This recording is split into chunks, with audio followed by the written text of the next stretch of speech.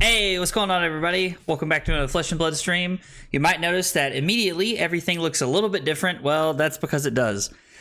I took the time to Carly helped me. We kind of like moved around my setup a little bit and changed things up a little bit. I thought it might look better if the wall was behind me instead of you guys getting like my whole living room shot. I'm not exactly sure if you guys feel the same way or not, so let me know what you think. But I thought it'd be cool to just kind of try it this way, and I can like hang some stuff up behind me that I've gotten over the years that I thought might be fun. Nice walls. Thanks, Ben. I appreciate it, brother. I appreciate it, man. So before we really get into playing Fai, I'm going to be playing Fai tonight. I saw Fai doing really well at the calling this past weekend. And before we get into playing that, I really wanted to just kind of like talk about Nats a little bit and like break it down a little bit. So for anybody who doesn't know, I went 8-6 at Nationals and I finished 105th. I said that I was going to be disappointed with anything that wasn't a top 8. And I stand by that. I am disappointed with my finish from this weekend. Oh Lord, what's happening? What a nice wall. Such wall. No Nats, only walls. Okay, sorry. Well, that's definitely not happening. So sorry, Ben. It's hot in the house. The air's not. I'm gonna take my glasses off. I went 2-2. Day 1 of CC. I started the day out 2-0. I beat an Icelander round 1, and then I beat a Briar round 2. Round 3, I played probably one of the closest games against Bravo I've ever played. It was a very fast game. Bravo decided they were going to race me. And Bravo had that draw where he chained like it was dominate crippling, dominate spinal, dominate crippling like 3 turns in a row and just put me too far behind and I couldn't come back. And then in the 4th round, I actually got to play against Philip, the guy who created Febrari. I did not know it at the time, but it was pretty cool. I got to meet him and talk to him, and that was a pretty fun experience. He was on Dromai. I ended up losing that game to finish 2-2 in the CC rounds. And I have to say that was one of those games that I felt like I was just on the clutch of winning. I was just on the edge of like winning one of those games, like winning that game. And I felt like if I had drawn another red arrow at the right time, I would have been able to win that game. But it is what it is. I was forced with a late game decision of go after my opponent or try to play completely clear the board when we were both sub 10. You're in the way of the wall. Oh my gosh. No gaming. Y'all are on one right now with the walls. Hey, Allie, becoming a member on YouTube. Thank you so much. I appreciate it. That's also one of the things I want to talk about. I am now part of the YouTube partner program, but I'm going to talk about that after I get through Nats. But Allie, thanks for becoming a member. I really appreciate it. Let's see. So I went 2-2 in CC day 1. Just a couple of close games that I ended up losing. The games that I won were also really close. Like the level of play at Nationals was very high. It was very nice to play against like such competitive people. And then I actually 3-0 draft. So I ended up being in a draft pod with one of the local guys named Jamal that I know from North Carolina. Hey, Ben, becoming a member as well. Look at y'all, the real OGs. I appreciate it, man. Appreciate you becoming a member, brother. So 3-0 draft. So Jamal was in my pod and Rhea Adams was in my pod. We had the perfect draft. It was 2-2, 2-2. Like 2 chains, 2 Boltons, 2 Prisms, 2 Levia. It was like everybody drafted really well, played their spot super well. It was great. I ended up on chain. My deck was insanely good. I was 2-0 and then played against Rhea in the last round, and this is for 5-2 on day 1, and I ended up beating Rhea. I actually ended up fatiguing her in the last round, which was really cool. It was really cool to beat somebody of Rhea Adams' caliber. She's a very good player, and she's a very high-end Icelander player. She's also a very good Prism player, because that's what she was on in draft, in case y'all are wondering. I told you to move your poster. Listen, Colin, Ben, and Allie just want the walls. It sounds like they don't want posters, so listen, the poster may have to stay out of the shot just so they can see the walls. I ended up fatiguing Prism as Chain, which was a new experience for me. I'd never done that before. Galaxy Black ended up helping me out with that. Very good weapon. So pretty solid day one. It was 5-2, and I'm in a spot where I can go X-1 on day two and still top 8, as long as my loss comes later in the day. So I was feeling pretty good about that. And then we go into day two. Day two, you start with draft. It was probably the worst draft I've ever been a part of. Like it was somehow the best draft I've ever been a part of, and then the worst draft I've ever been a part of. And I don't really know whose fault it was in my pod, if you want the truth. Me and the guy that I played were both on chain, and then there were 2 people in the middle that were on chain. There were 4 chains in our pod, 2 Levias, 2 Prisms, and 0 Boltons. It was a wild draft experience from top to bottom, all the way around. I don't think there was anything that could have prepared me for that moment. But I went 1-2. I actually fatigued one of the other chains in the first round, and then I got dumpstered by Prism in the next 2 rounds.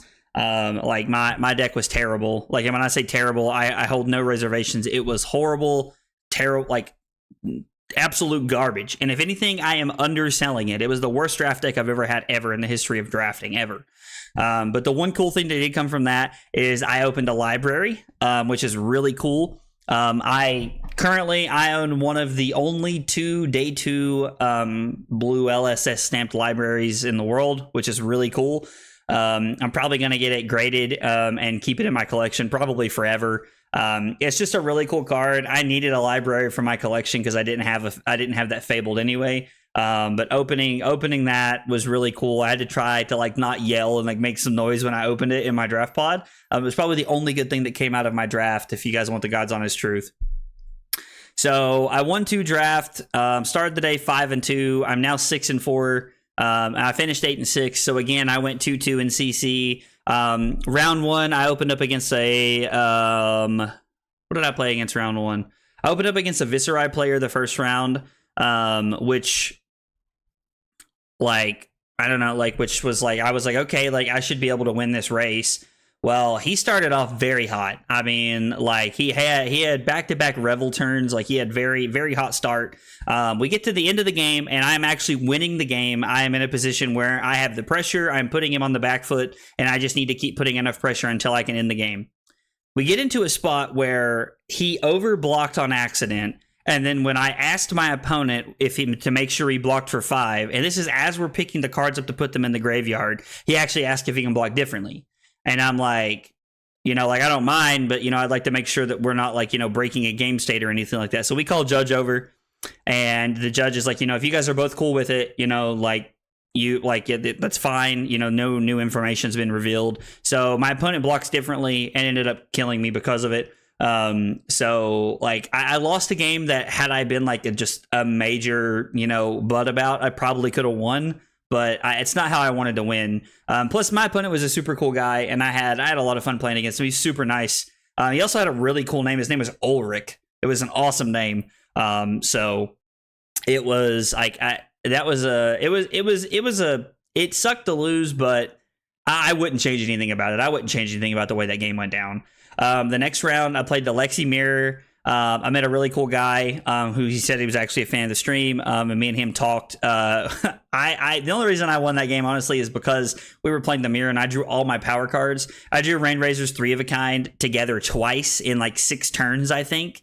It was like 6 or 7 turns. It was crazy. And then one of his hands was triple 3 of a kind Codex Frailty. He had some really bad beats. He was really cool about it though. Some people get like pretty salty and pretty upset. Not that I don't blame them for that kind of stuff, but he was really cool and he was super nice about it. So it was nice to get to chat with him. The next round I played against Fatigue Dory. I ended up pitch stacking well enough and was able to close out the game. I actually ran him out of cards on the last turn of the game. So that was kind of cool to run him out of cards. And then in the last round, I played against Dromai. Again, another really cool opponent. Said he recognized me from the stream, which was really awesome. And honestly, he opened up with Tumultai like on like turn 5 or 6, which is not super early, but early enough to take me off New Horizons and really put me on the back foot. And I just fell behind quickly. And honestly, I think I think my 2 losses in the Dromai matchups were honestly probably my own doing. Probably just not enough practice. Like, I played a lot in the Dromai, but I didn't just sit and test different options and hammer things out a whole bunch of games to make sure.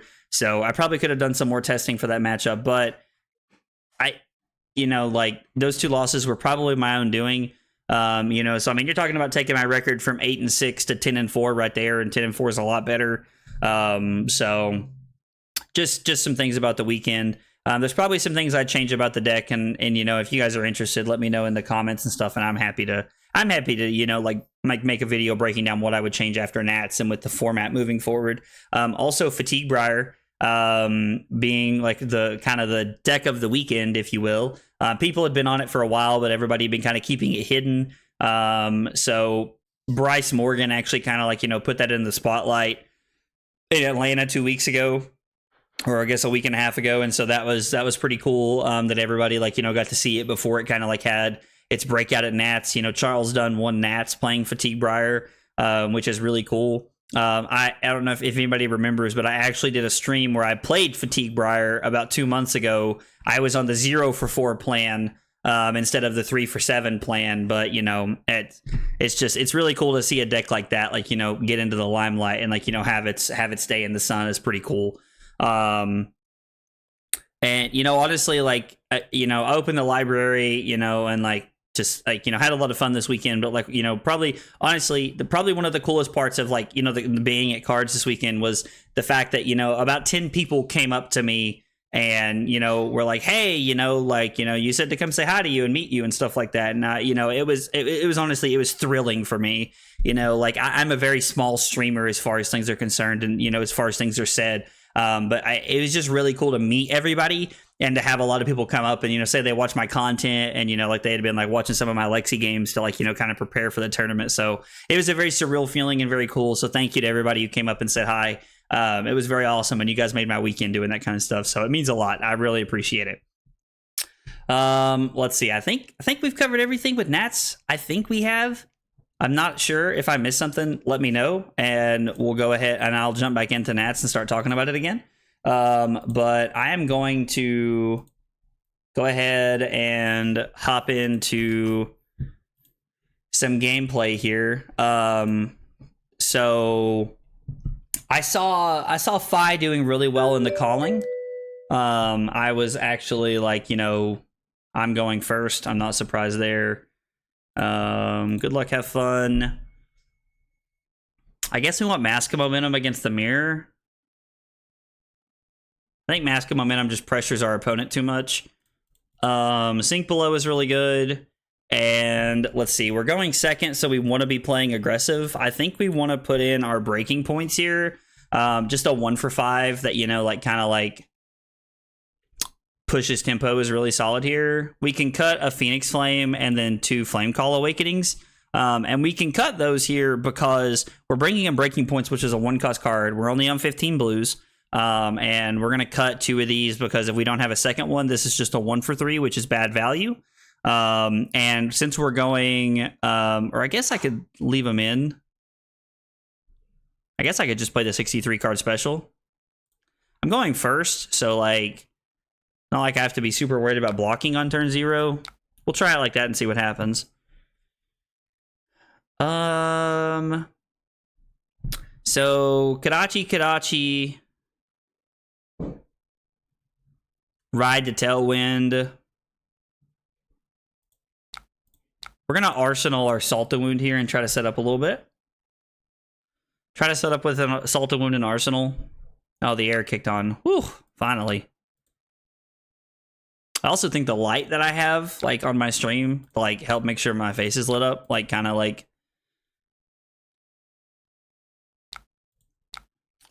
also think that kind of, plays into how hot it gets when I stream.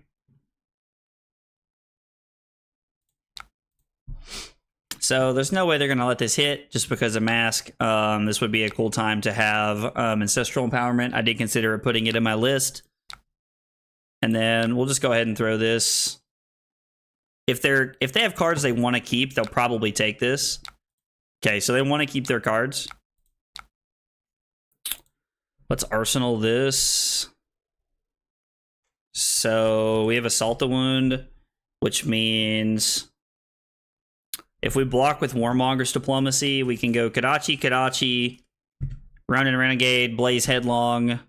Yeah,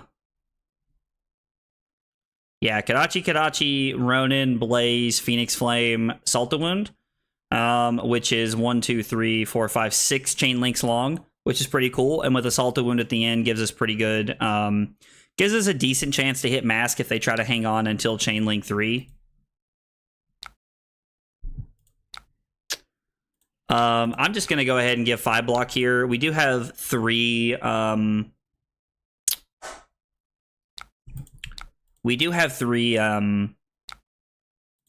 kind of sucks. I mean, I can't just spend the whole game blocking. I'll fall behind too quickly, so I think we just have to give them 4 and a card here. I was kind of hoping to shut their turn down by blocking 5 there, but sometimes they have the combo line, sometimes they don't.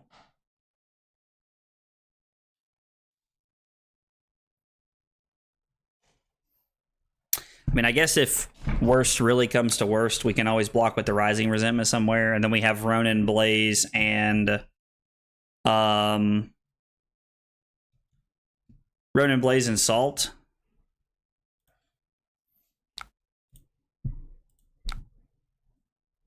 I wonder if this is snaps.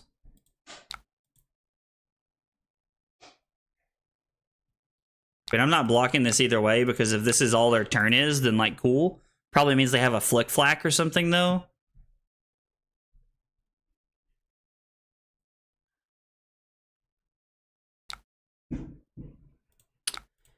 So I think we're supposed to go Kadachi, Ronin Renegade,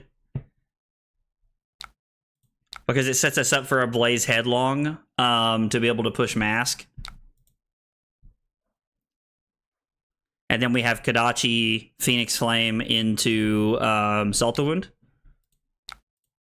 Now, they'll probably just give us a card in the Breaking Scales, or if they have the Flick Flack, they'll give us the Flick Flack here.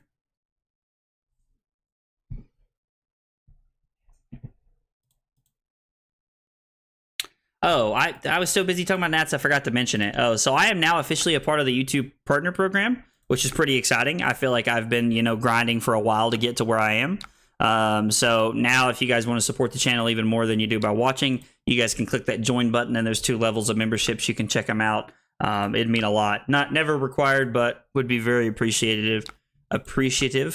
Anything you guys do like that goes towards improving my stream. I like to make sure that my stream is staying on top of things.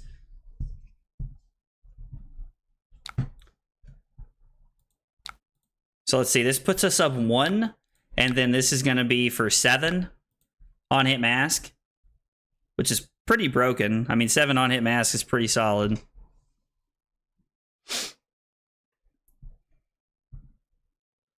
Because they have to commit like at least 2 cards here. And that's if one of them's a defense reaction. I'm just going to arsenal whatever my last card is. Good, I didn't break snaps there. So right now my hand looks like Sink Below, put Lava Burst on the bottom, and then we're going to go Kadachi, Kadachi, E-Strike, put whatever we draw off putting Lava Burst on the bottom, and then use our last point to throw the breaking point for 5 with the Command and Conquer effect relevant.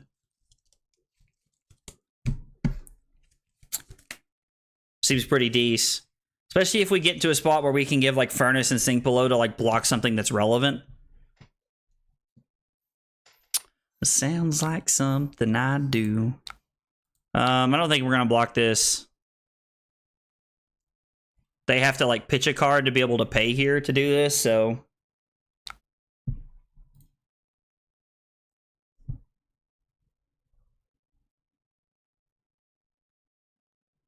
Okay, so they are going to pay. I assume it's going to be a Surging Strike. Yellow Whelming Gust Wave, interesting. That's a little spicy, as they like to say. I don't know who they is, but I'm sure somebody does.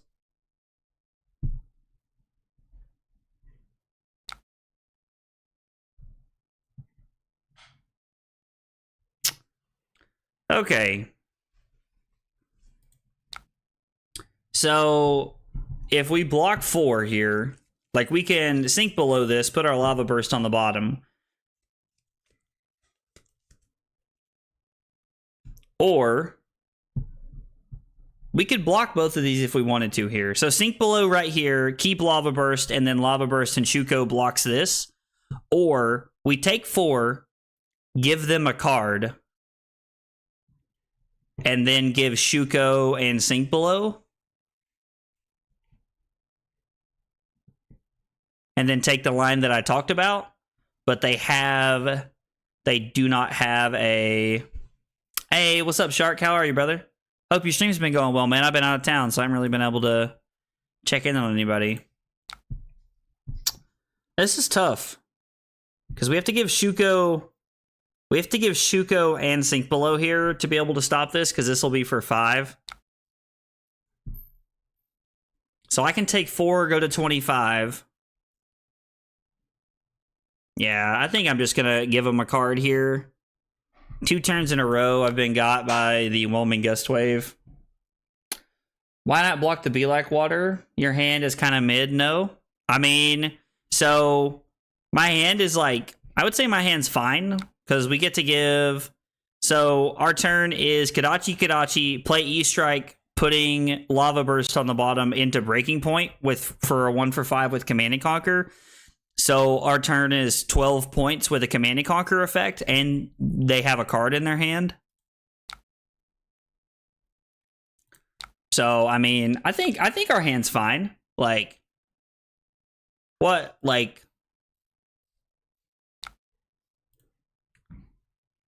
what would you say is mid about our hand? Lootiful? I like that name. That's funny.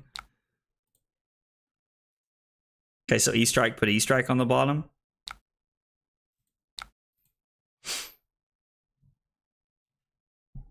Plus us giving them a card sets up to where our breaking point text actually matters. Now we do lose Shuko here, but... Okay. Or they'd rather just attack me? Interesting. I think that is wrong 1000% of the time. And I'm very intrigued that my opponent decided to make that call. Like, I have absolutely no idea why they ever make that decision. Why would you attack for 1 there when you could save that and play into mask? I don't know. I'm curious. If I had that opportunity to ask my opponent why they did that there, I'd definitely ask in person why they did that. Not to be like rude or anything, but you know, just out of curiosity, like.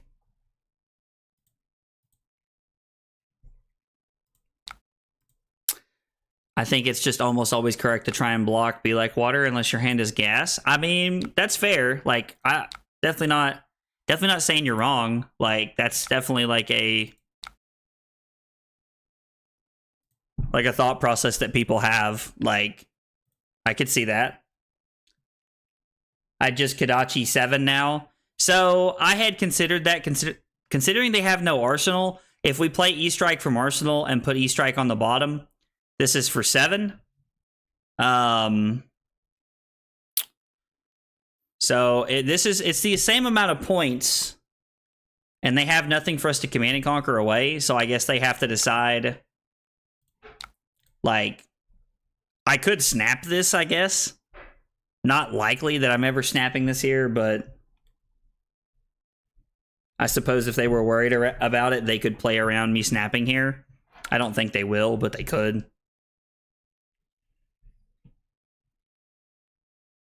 Yeah, save our breaking point here and do the exact same amount of damage. Makes sense. Andy pointing out a better hand than continuing with our line of play that we had there.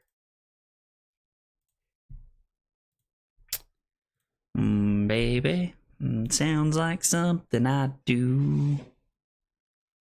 I've been listening to this new country artist called Drake Milligan, and like I keep hearing these songs over and over again in my head. Interesting.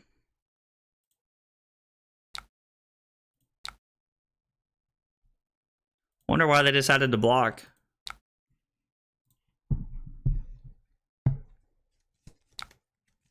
So they're just going to pass an Arsenal.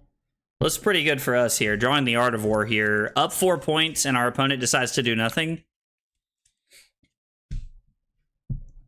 So play Art of War, banish Rising Resentment.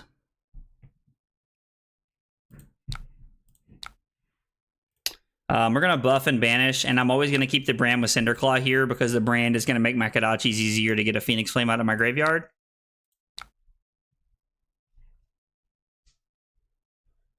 Well, our draw wasn't so hot. So let's think about how we can do this. We can go brand for 4. Kodachi. Brand for 4. Kodachi. Pitch, sink below for breaking point, Arsenal the Snatch. Or I could go. I think it's brand with Cinderclaw Kodachi here to start regardless. And then that leaves us with 1 resource. Which means we'd have 2 chain links that were draconic. We could throw the breaking point with our last resource. Snap it. Get a Phoenix Flame, come in for 2 more, and then throw Snatch for 5. But we don't get the 1 for 5 text. So I think our best play is to throw the breaking point, pitching the sink below, and then we could snap and snatch. I think that's our best play here. Somebody sees a better line, I'm definitely open to other suggestions.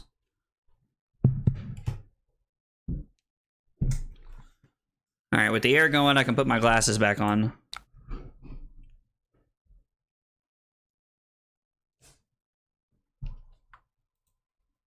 When the air's not going, my glasses start to fog up like they are now. Maybe I spoke too soon. So, Kodachi. We'll go Kodachi.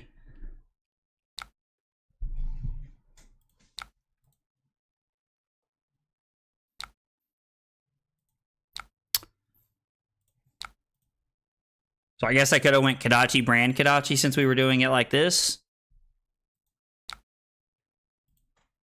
I have 2 draconic chain links here. All right, I guess I can't wear my glasses.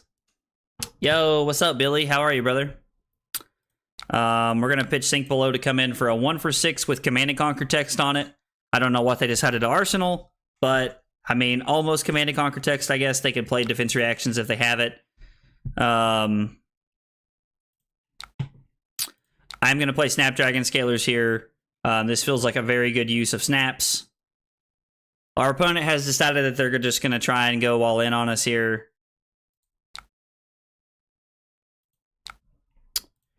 Activate Fai, get a Phoenix Flame back. Phoenix Flame for 2.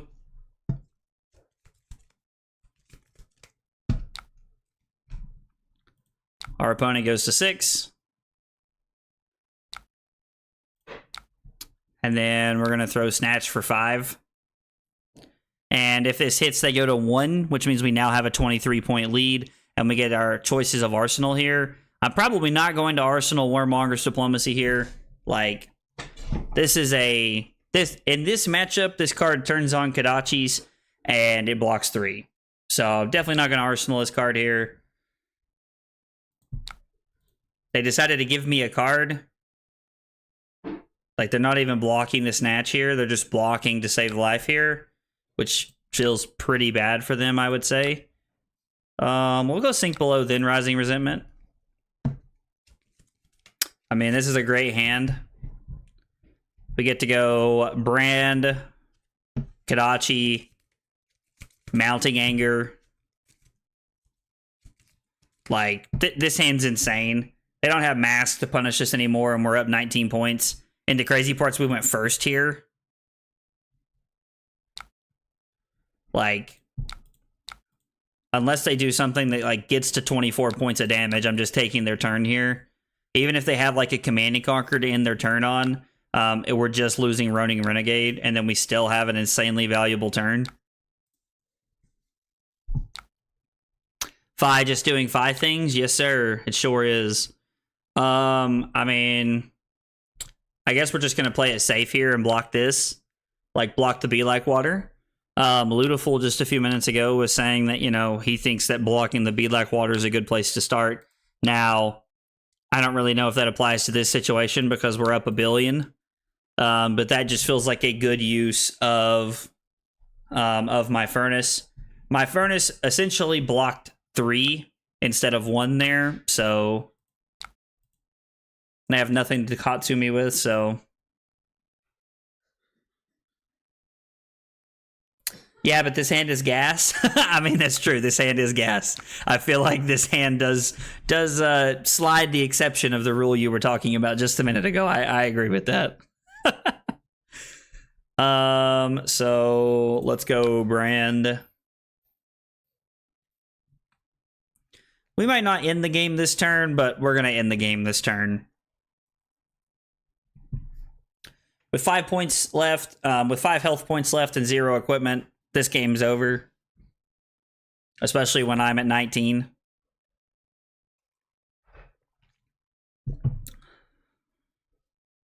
Interesting. Kind of assume my man would have went to 2 here.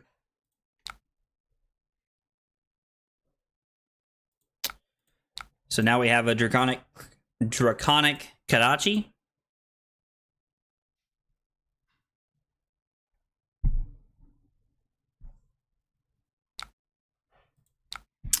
And then we're going to throw a breakpoint mounting anger at them.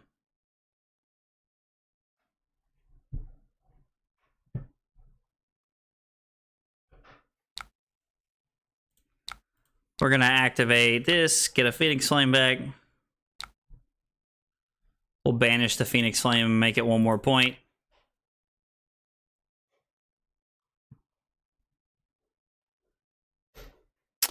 I mean, I guess it's 6 in one, a half dozen in the other.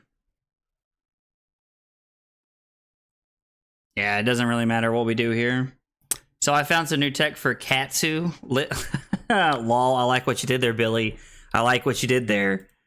I'm curious to see what tech it is, man. I saw you guys talking in the Flesh and Blood, the Blue Post chat earlier about Katsu. It looked like you guys were talking about it, but so this gets a card. Oh, so they had 2/2 blocks, so actually throwing a 3 block at them was relevant. And then we'll do this. And then we would have come in for 3. So this kills him here. So we did actually kill him that turn. And then I don't know how many flame call awakenings I had left. It looks like I can't remember. No, we left a minute. I played the 63 card special here. So considering that I had 2 flame call awakenings left in the deck, I would have pitched a Phoenix Flame to Kadachi there, or I would have just arsenaled the Phoenix Flame and started setting up those 5 card hands where I can keep Phoenix Flames recurring that way. So either way, I mean, that game didn't really matter. I'm just kind of talking about what I would have done in that situation had it mattered. So do the tech where you win on turn 0. Lol, I didn't know that was possible. 45 damage on turn 5 with 31 cards played. Good lord. That's absolutely crazy. That's absolutely insane. 45 damage in any one turn is like really dumb, especially with 31 cards. It means you drew a ton of cards. Drawing cards is like such a cool thing, like in any card game if you play enough of them.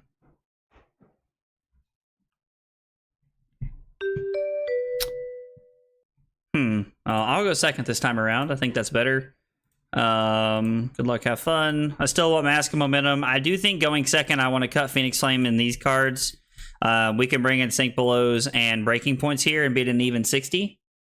No, I just made a lot of Tigers. I mean, hey. Like, dude, those Tigers are, like, uber annoying, so... I think the Mounting Anger +1 should have always gone on the Flame Call. Yeah, yeah, it's a breakpoint. They're low, and it's a breakpoint. Yeah, no, you're right. You're 100% right. Should have just always been on the Flame Call Awakening. Yep, you're 100% correct. Yep, absolutely, Andy. Can I post a link? Yeah, I don't believe links are blocked. You should be able to post a link. I wouldn't bet the farm on that, but I'm pretty sure you can post links.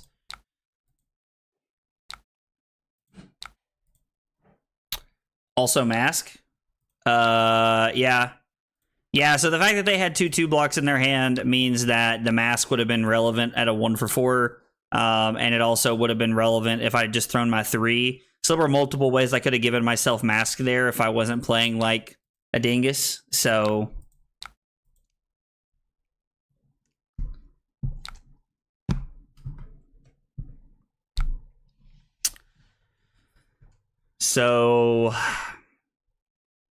Kadachi, Rising Resentment, Flame Call Awakening, get a Phoenix Flame, 5 draw card.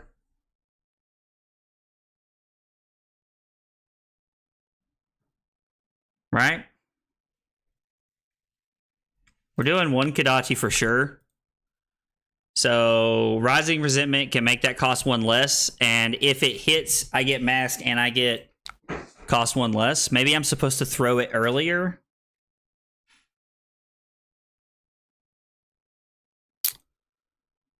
When you say it seems really good, you talking about your list, Billy, you mean?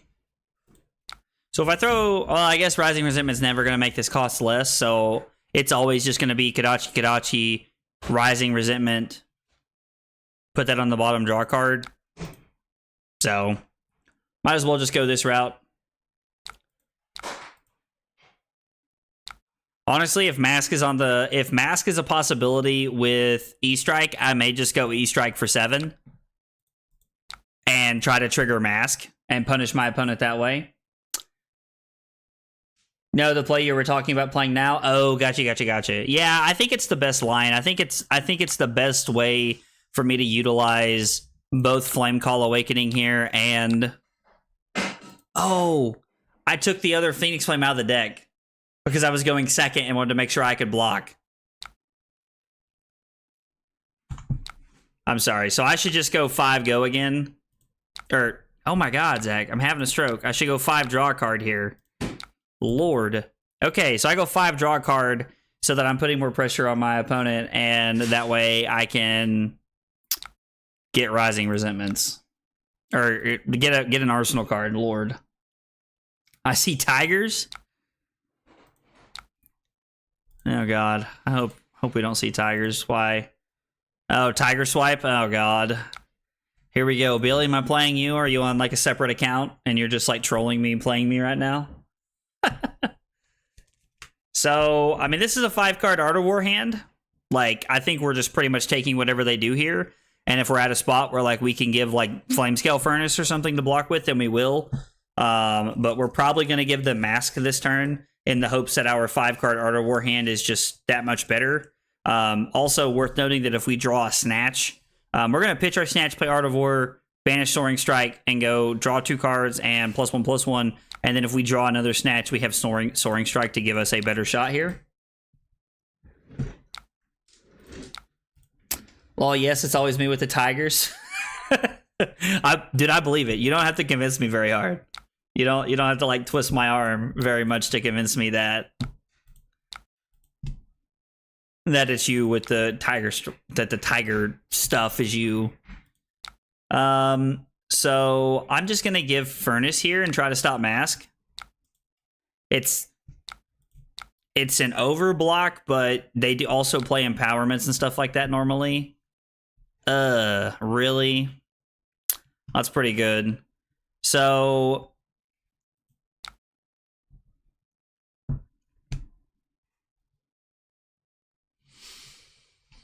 I mean, we can't block 6 here. Like, I mean, we can. We'd just be giving up our whole hand. So we'd be keeping our life lead. I think we're just going to 30 and just playing the Art of War and just trying to make stuff happen that way. Like, I think that's our best play. Like, obviously, if they didn't have Command and Conquer, that would have been great. But, you know, there are lots of different ways you can wish stuff didn't happen, but it doesn't change anything. So Soaring Strike, Ride to Tailwind. We're going to lead on Soaring Strike because it's probably the scariest card.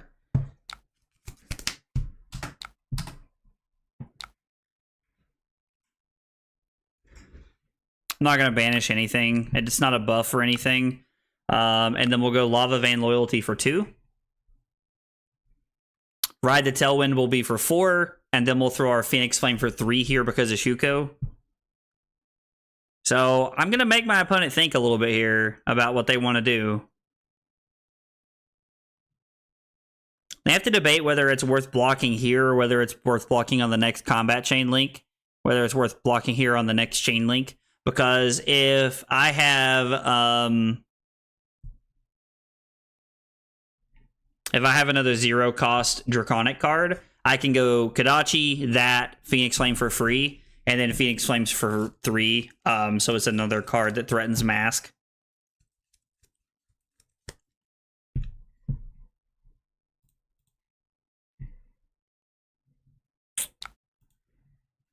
Pushing 80, sounds like something I do. I never changed that.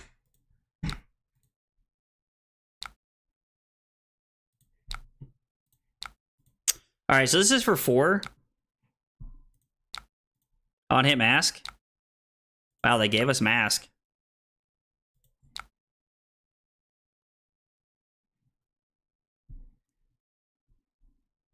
I mean, it's a pretty good hit off of Mask. So this is going to be for 3, and then this is going to be for 1, 2, 3 off the Art of War, and 4 is 7. So 7, pretty good hit off of that. I can't complain about that. So I'm now up 17 points. So I can block Lava Burst and some equipment here. I forgot to change the member thing.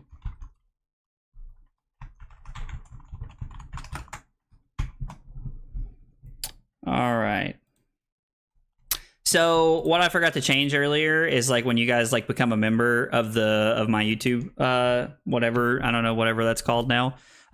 It's supposed to say your name and then say, is Agra blazing it? Because I thought that Carly came up with that once upon a time and I thought it was cool. And I completely forgot to change it before the stream today, so I've now changed it.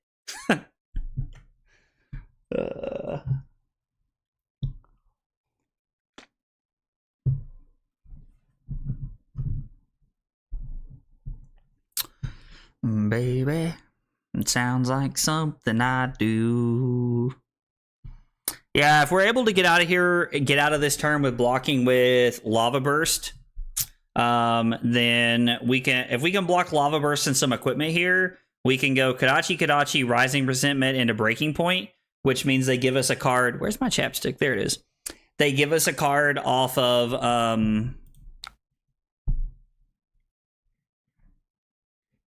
okay, so this is just a 1 for 4 with Go again. That's fine. Yeah, so we can pitch Lava Vein Loyalty, Kodachi, Rising Resentment. Rising Resentment is only for 1, but it does trigger Mask, which means they're required to block it in some capacity. And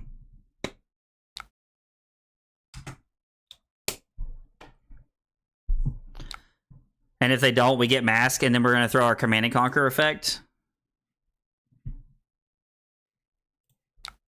So let's block 3 here. Oh, boo. Oh. Espermanus asks, how do you feel about Monarch Draft this last weekend? So, Monarch Draft was interesting, to say the least. Let's figure this out real quick. So, block Lava Vein Loyalty Shuko. Kodachi, Arsenal my Breaking Point. Monarch Draft was interesting this past weekend. I opened a library, which was really cool. That was an awesome experience. I have a stamped library, and I'm super pumped about that, honestly. Like having a stamped library is like just really cool. And plus I needed a library for my collection, so man, this is a really good turn. We might just end up blocking with the Rising Resentment here too. But day 1 of Nats, I went 3-0 in draft, and then on day 2 of draft, I went 1-2. I had a very good chain deck after I read the whole situation and ended up being in a decent spot. Ended up being in a decent spot with my chain deck. And I went 3-0. I actually fatigued a Prism in the last round, so I went 3-2 day 1 and then 1-2 on day 2. And honestly, I would classify my day 2 experience as one of the worst drafts I've ever been a part of. It was all over the place. Yeah, it was not a like day 2 draft was not great. Somebody didn't really read signals that well in my pod, if I'm just being honest, like just brutally honest. Like somebody just did not read signals in my pod, and we had 4 chains, and so like it put us all in a very bad spot. There were zero copies of people playing Bolton. There were 0 people playing Bolton in my second draft. 0. Absolutely nuts.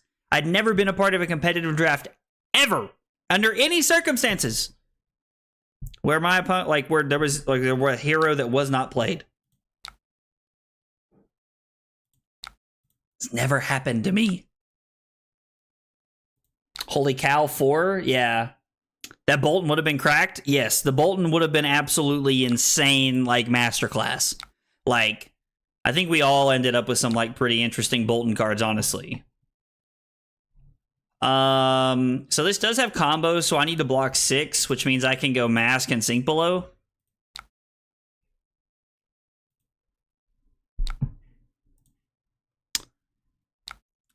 I think I'm going to put the Lava Burst on the bot. Well, I guess I could draw a non-attack action and be in a really bad spot with my Art of War.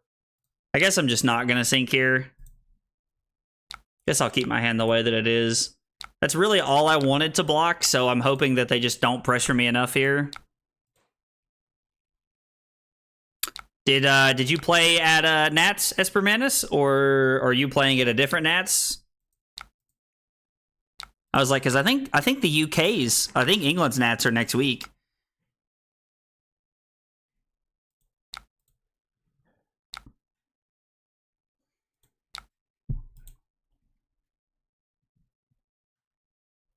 This has been an absolutely insane turn so far.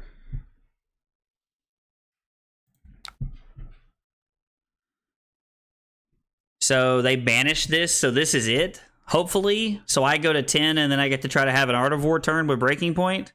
Now the Breaking Point's not super relevant here, but there's also no Mask here. Shoo! That was good. Didn't get to qualify. I was working all of Nat season. Oh, dude. That's a bummer, man. But I mean, I get it. Like, you know, like, I mean, you got to work. That's just all there is to it. It's unfortunate the way that kind of stuff lines up, but sometimes you just got other plans that are more important. I completely understand.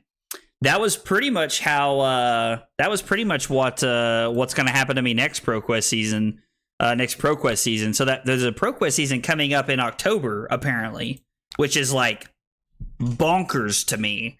Like I don't really understand why they went a different direction after what they did last year, because I felt like the whole like January, February ProQuest thing was really good. It was really well laid out, and I felt like I just felt like it was pretty clean. I definitely just missed a point by attacking with a Kodachi to start my turn. That was a mistake. Like, attacking with a Kodachi was a mistake because I could have went zero coster, pay 1 to get this, and then spend 1 for the Breaking Point. Honestly, I was missing having a season over the summer. Oh, like how you didn't get to like play during the summer? Yeah, I get that. I mean, like, and some people are probably excited about the idea of like there being one now, of there being a ProQuest season now. So we can snap this and get Flames here. Get Phoenix Flame, because they take 1, go to 2, and then Phoenix Flames for 2. And so They still have to give us another card here, which should put us in a winning position, theoretically. So, I mean, I played incorrectly, but I was still bailed out by snaps. Like, snaps actually, I guess, at the end of the day, maybe gave me a better line. Yeah, I don't know if I'd say better, but... Oh, get flamed now? See, Andy's all over it. Dude, Andy's got this. Andy is in there like swimwear. Brand with Cinderclaw. So, like, if we block 3 here, we can go Brand with Cinderclaw, E-Strike for 7. I guess I could just not block at all if I wanted to, and I could just go E-Strike, go again into Breaking Point, which is 10, or this is also 10. This is 10, but I get to block 3, so it's 13 versus 10, so this is better here. Yeah, I mean, dude, like, and I'm, you know, I'm sure the new schedule works out for a lot of people, and man, I'm happy for you, man. Like, that's awesome. Like, very genuinely, like, I'm sure that the new season will work out for a lot of people. I had just kind of planned on it being like last year, so I had planned on there being like kind of a dead period until next year, and so I was planning on there being. So let's think. So what I was going to say is I was planning on there being like a dead period where I could make plans, and me and Carly made a lot of plans throughout the end of the year, so I don't really know how much I'm going to get to play at ProQuest season. So if I draw a card here, they have to give me 2 cards or a defense reaction. Yeah, if I go draw a card here, they have to give me 2 cards, which leaves them with 1 card and 1 card in Arsenal. If I go for 7, they still give me 2 cards. So I guess we're just going to go draw a card here and try to Arsenal a card. Kind of like draw. Yeah, like after I evaluated like how many cards they have to give me one way or another, I like doing draw a card here. Now, I mean, this is not a great card to Arsenal, but oh, this hand's great. 3, 3, 3, 3, 2 in the game, more than likely. So actually setting up Soul Beat Strike in my arsenal it's going to end up winning me the game. Going to be honest, I think winning the game was kind of, you know,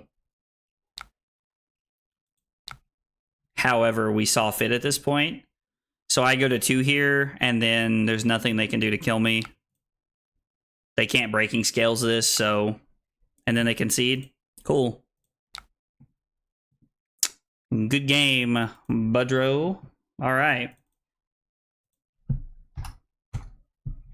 And truthfully, they probably had some 2 blocks in their next hand, so we don't need the Soul Beat Strike to win, but it helps. So, I mean, 2-0, pretty good start. Pretty good start for the Fai deck. After seeing Fai do so well this past weekend in the calling, I was pretty excited about playing it. I don't really know if any like copies made top 8 or anything, but I think we want to go second here. But I saw a bunch of copies at the 4-0, 5-0 tables. So I thought it was pretty cool. We'll bring in Command and Conquerors because random poppers are good. They kind of help us out in certain situations. Rise from the like sink belows are fine, I guess. Breaking Point, maybe. Maybe we want Breaking Point as a chain ender. I don't know. I don't know what the last card you put in there is. We had a 3rd Command and Conquer in our list. In my list, I just put a 3rd Command and Conquer in, but I don't have a 3rd Command and Conquer in my list. I have no intentions of putting a 3rd Command and Conquer in my list. Rearranging all my want-tos.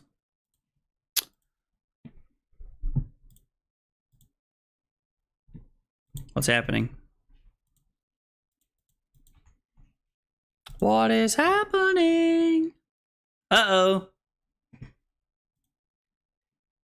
I guess I lost my game here. Uh-oh. It's like, please don't tell me Talashar's down. Talashar just crashed.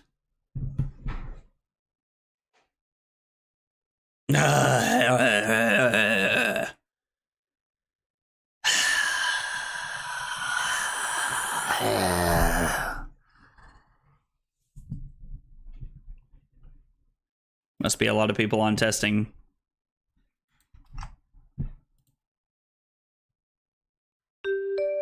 Okay. Kind of appears we're back. Talishar has had a rough few days. Oh, really? Interesting. I'm surprised to hear that, honestly. You know, like, I live in the camp of, you know, Talishar's free to play. Try not to, you know, complain too much about it. But, you know, at the end of the day, I still want it to work. I guess we're just bringing in syncs. Like, they play some cards that say on hit draw and some things like that, and sync below kind of works in a way to help benefit us there. I don't really see a need for anything else. Oh boy. Yeah, I was finally testing the new changes, lol. Was hitting the double tiger turn and it crashed. Oh man. It appears it's back up now. I'm going to try to hang on to my Art of War here. If I can get away with blocking 7, I will. I'm sorry. Is my opponent running no rune gloves into me?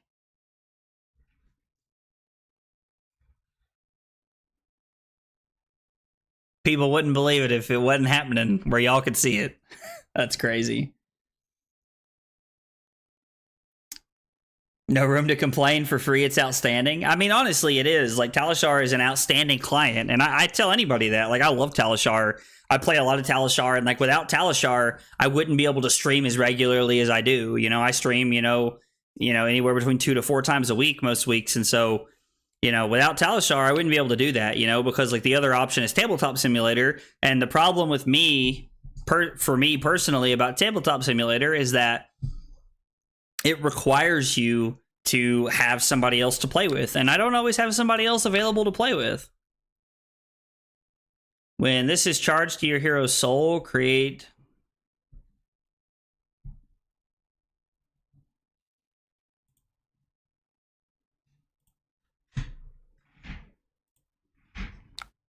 Uh-oh. Are we blocking 5? No. Lava Burst, Soaring Strike. Okay, there we go. Let's keep the Snatch. We want a blue. You're a Wizard Fai? Dude, like, Wizard Fai would be dope. At least I'd like to imagine it would be.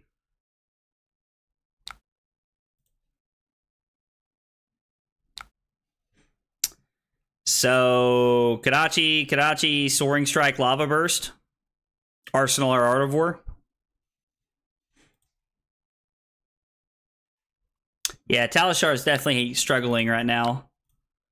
I mean, honestly, like, I think part of, like, the biggest reason for Talishar struggling as much as it has been the last couple of months is just because Flesh and Blood continues to grow. Flesh and Blood continues to grow and be a phenomenal game that people want to play. And so, like, it's just, like, you know, like, I think, like, even, like, you know, like, I think Talishar has, like, released statements in the past saying that they were not, like, they had never planned on there being that many people. So my foot warmer feels off. I can't tell if I had it like this before or not. Sorry, I'm trying to... So I rearranged my whole setup, and the problem with that is that now my foot warmer's different, like everything's in a different place, and...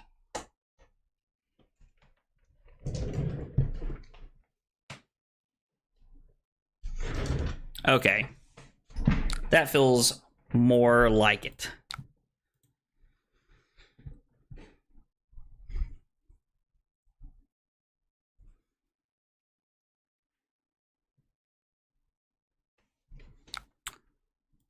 Also, one of the things I'm really thinking about playing, like I guess, like, during my off season, as we're gonna call it, is I've really been thinking about testing,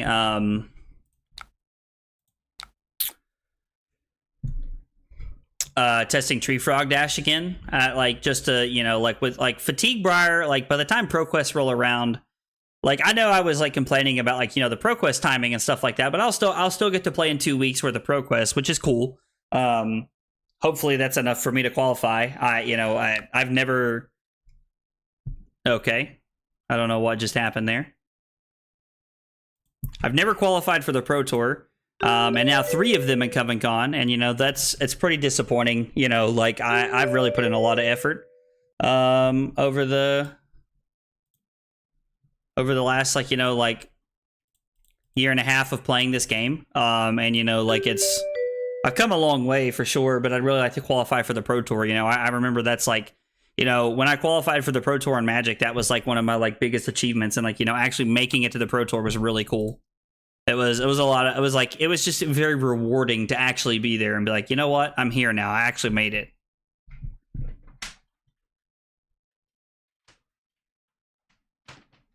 Okay, there we go.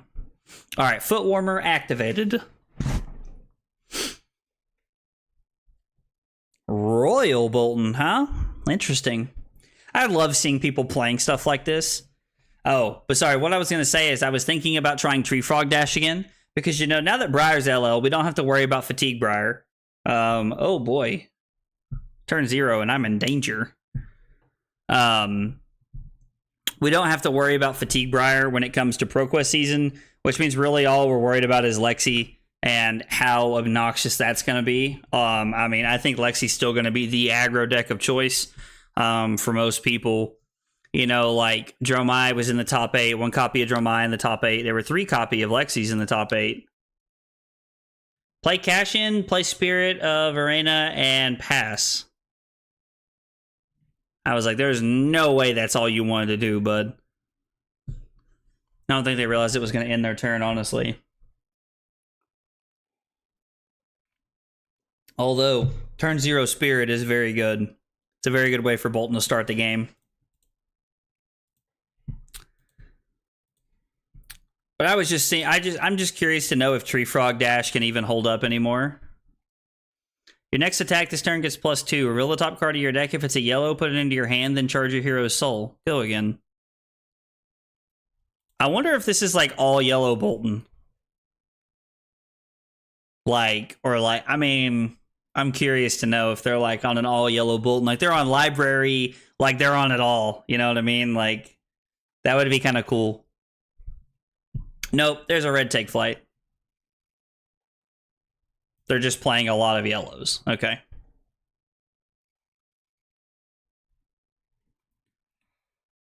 You know, I've always wondered why Bolton's cards weren't more on rate. So like it costs you a card. Like every card costs you 2, basically. And so I've just always been like curious to know like why like Bolton's cards weren't like on rate, because Dash's cards are on rate. And they're like Dash's cards are on rate, and you know, like that, like when you every time you play a card, you spend 2. You know, like to play 1 card costs you 2. So if you want Go Again, that is. So okay, so my opponent has taken 0 different steps than they did the first time around.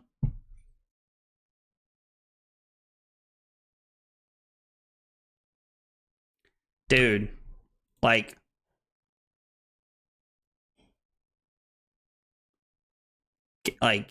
again, like can we please just get it together right here? Like this has been like a 5-minute like turn 0.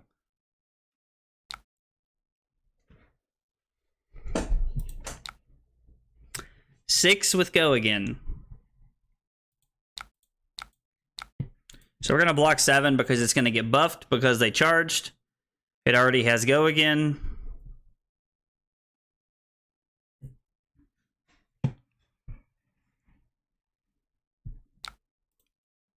It already had Go Again, dude. All right.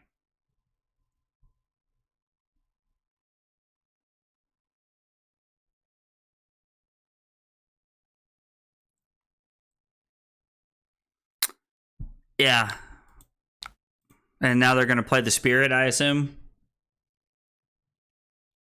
Get cards out of my hand and then put Spirit into play. Yep, seems like a pretty good play. Okay, so we have Kadachi, Bran, Kadachi, Ronin, Phoenix Flame Snatch.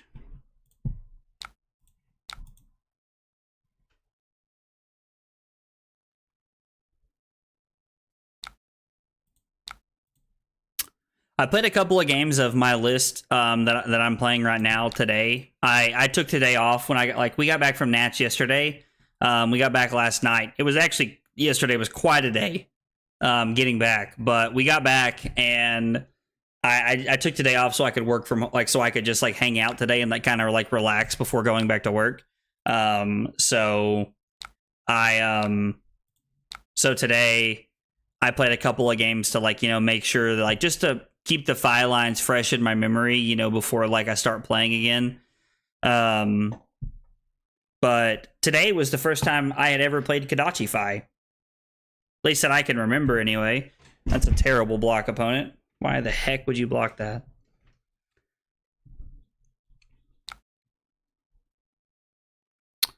Okay.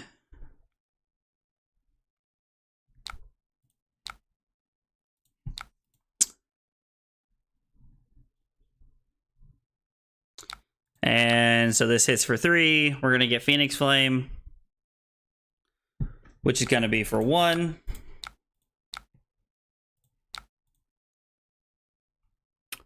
And then we're going to throw our Snatch here to try and get an Arsenal. There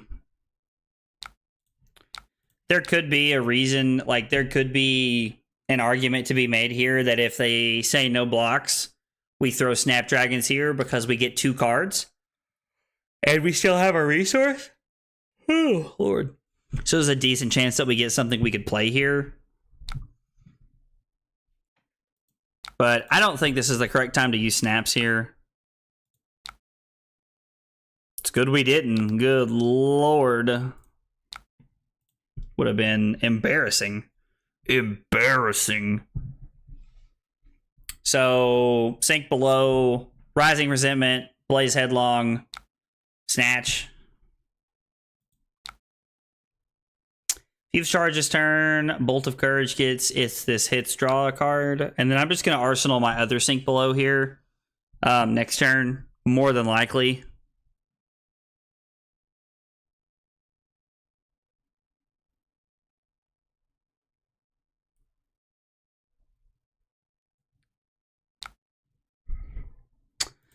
Yeah, that's fine.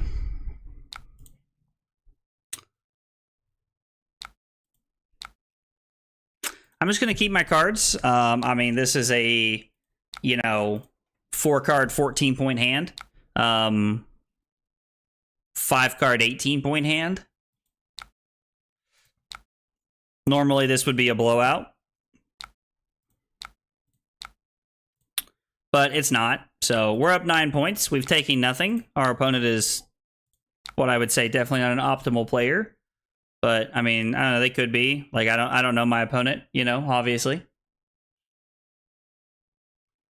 Rearranging all my want to. I think I can turn that a little bit to where it still doesn't get that. I might try and turn my camera a little bit after this game. See if we can get a better camera angle. I'm not going to choose anything. That would just be giving our opponent more information here. Absolutely no reason to give our opponent more information than we need to.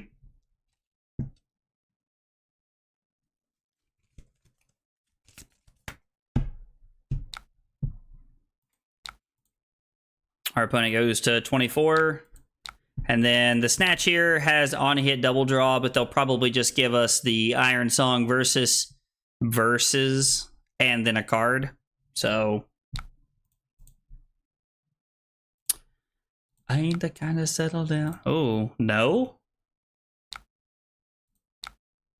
I mean, that would have been a very good time to snap. Knowing what we drew right there would have been a great time to snap. So I guess this is a better only card hand if we need to keep it that way. Oh my god. Sheesh. Soaring Strike, Mounting Anger, Phoenix Flame, Snatch, Snap Lava Burst. Not too shabby.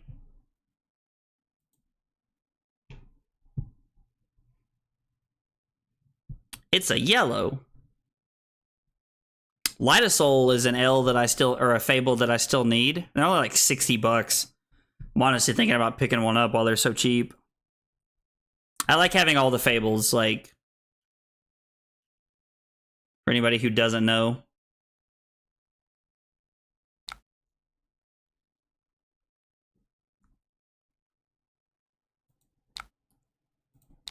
Like, I want to have all of the fables. And like kind of what I want to do is I want to get them all graded. And then I want to get like a case that I can like hang up either in the back of my stream or like in our team testing room that we have in mine and Curly's house. And so I think it'd just be really cool to get like all the fables graded.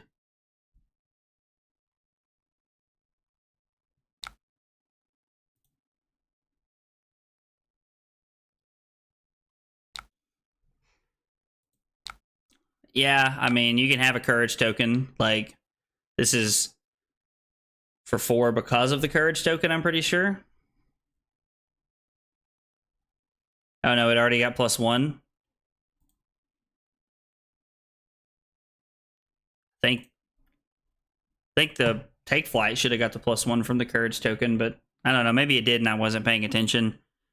I've only taken 4 and this is a 1 for 4, so I don't really know what, who, or why there. If I wanted to, I could just lead on the snatch. So Soaring Strike, Mounting Anger. So we're gonna lead on Soaring Strike, because if the Soaring Strike hits, I banish my Lava Burst. Then I'm gonna play the Mounting Anger, and if it looks like it's gonna hit, I'm gonna activate Fai as an instant using my last resource. Then I can banish the Phoenix Flame for +1. Then I can go Phoenix Flame for 2, Lava Burst for 6, go again, and then Snatch, and I don't have to use my snaps that way. Yep. This is generally a card that people will block. I guess my opponent just doesn't want to block, or I don't know. Maybe they just live in a world where they think I'm not going to block. Yeah, I mean, Phoenix Flame for 2, like on hit mask.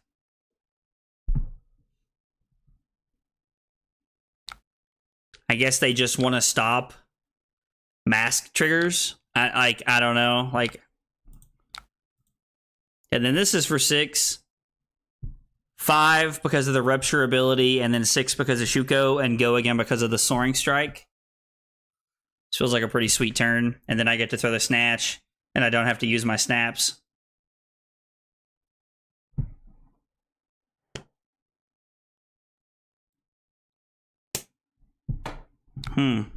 Okay.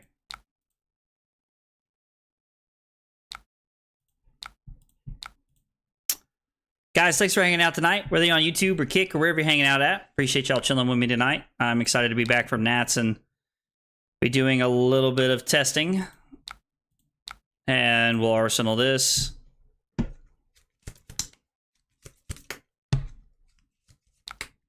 And my opponent just concedes. I'm just going to look and see, did we already have the other Phoenix Flame? I didn't think we did. So if they threw something at us there, I was probably going to block with the Phoenix Flame, because I can go... I'm going Kadachi, Mounting Anger, banish this if it hits, throw that, or actually I throw the Flame Call Awakening there, and then I'd go get a Phoenix Flame, throw it, throw the Lava Vein Loyalty, throw the other one. So, I mean, not a bad turn.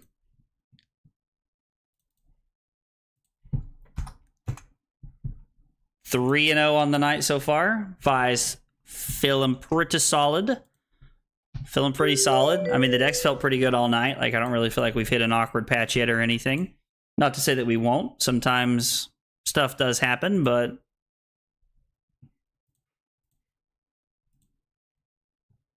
Oh, we're playing against Riptide. Interesting. I mean, they're a Ranger, so... I think we just want to play the 65 card special here, or the 62 card special here.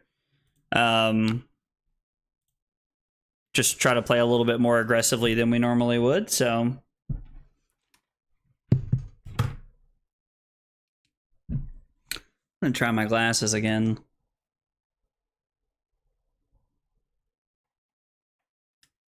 Let's see what that looks like in the chatting thing. Yeah, okay, so it's still just wall. Okay, cool.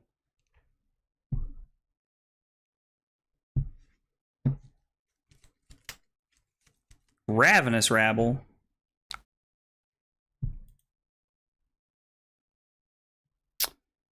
And they arsenal a card. So, alright, they had a Codex of Bloodrot, so we're just gonna block 3. The funny thing is that, like, on turn 0, you can't Codex of Frailty a lot of decks because they don't have an attack. I mean, I guess you can if you set it up that way, like if you attack with something and then do that. Ugh.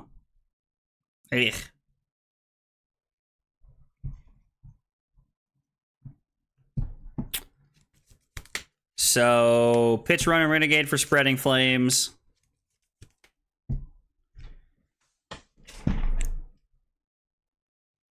Pitch Mounting Anger to activate Furnace.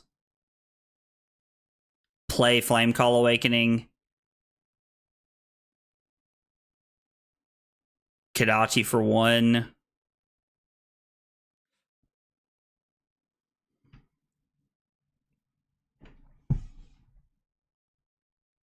So it's definitely Pitch Run and Renegade for Mounting Anger.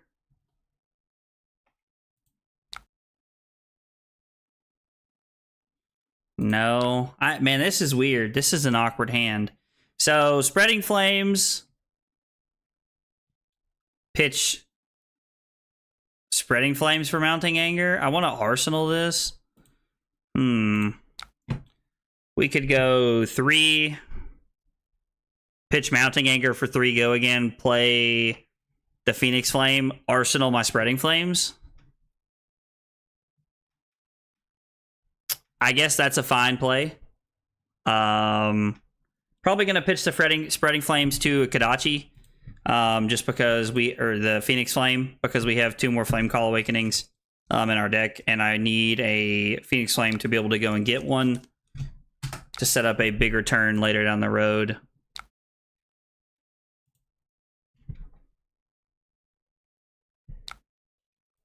Okay, so we take 1. Gonna pitch Mounting Anger to play Flame Call Awakening.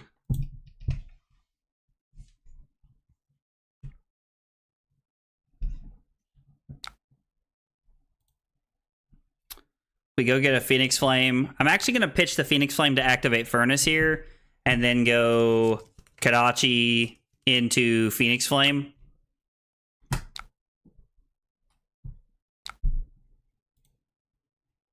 That 2 Tar Pit traps. Now I go to 38.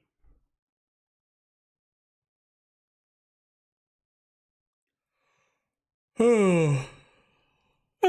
Oh, Lord.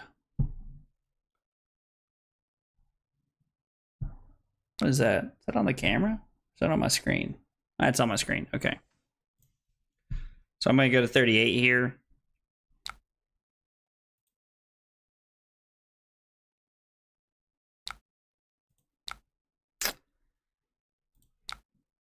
Activate Furnace, go up to 2 resources.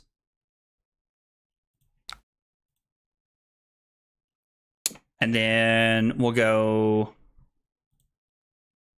I guess I'm just going to go...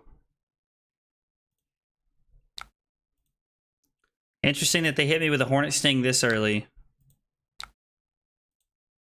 It's a pretty weird piece of, like, it's such a, like, you want to save that for like a break point or something. The difference between Phoenix Flame and Kadachi is no different here, so had one of those been a Bram with Cinderclaw, we could have done all 3, but and then I'm just gonna Arsenal my Spreading Flames here.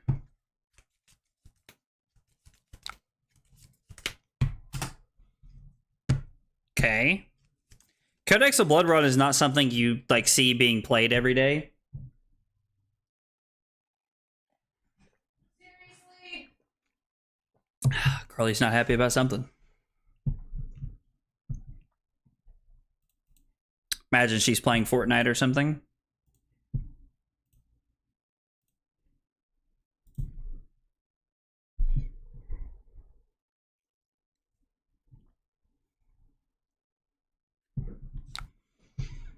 Just gonna throw a Remorseless at me.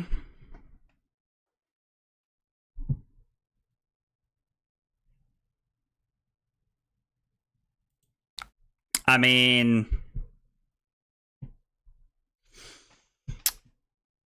this says take a lot of damage, but I think I'm gonna have to because, I mean, this is just a really big turn.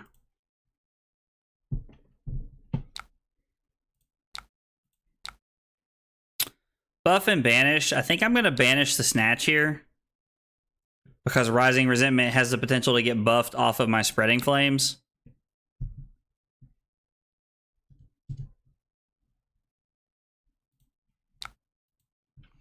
So let's go 1 for 4 here. I go to 31.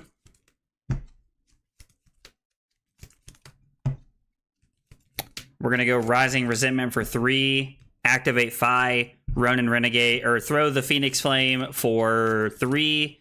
Ronin Renegade for 5. And then Salt the Wound for 2. Plus 1 from the Art of War. Plus 1 from the Shuko is 4 minimum. Plus whatever's actually hit this turn. So... Yo, what's up, Ben?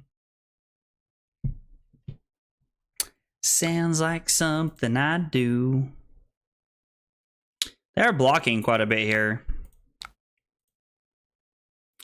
Like, I don't, like, really know why or...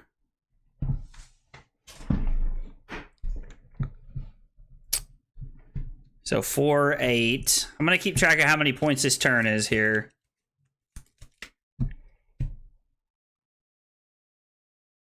Oh.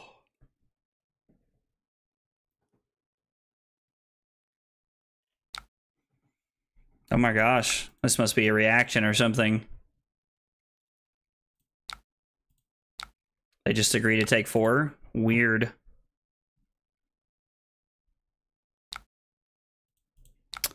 This is for 3.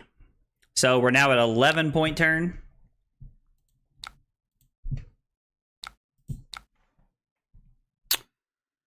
This is going to be for 5.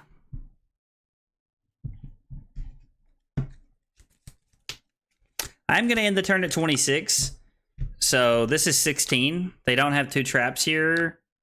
They're going to give us Mask. Interesting. So this will be for 4. Right? 1, 2, 3, 4. Heck yeah, dude. Let's go. 4 more points, and if this hits, Salt the Wound is for 1 more. So Salt the Wound is going to be for 1 less because we've taken away the Shuko trigger. So now it's for 3. 2 from this power, and then 1 from Art of War. So... And then Salt the Wound... What is that? 4, 8, 11.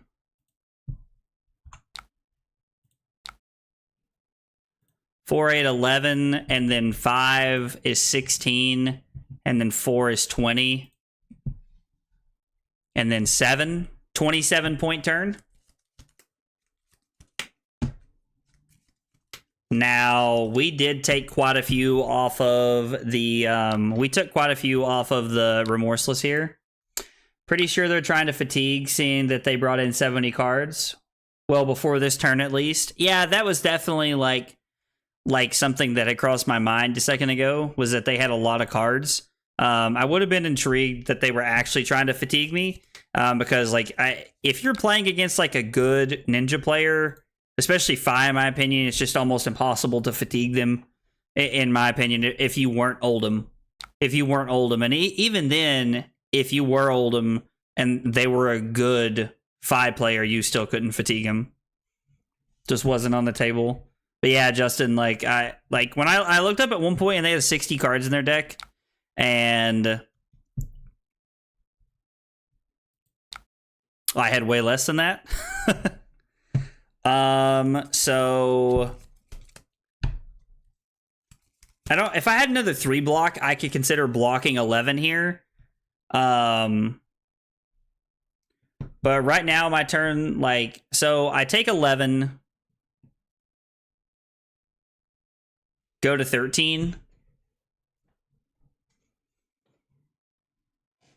Then I go to 11 off the Pox token, and I go E-Strike, E-Strike.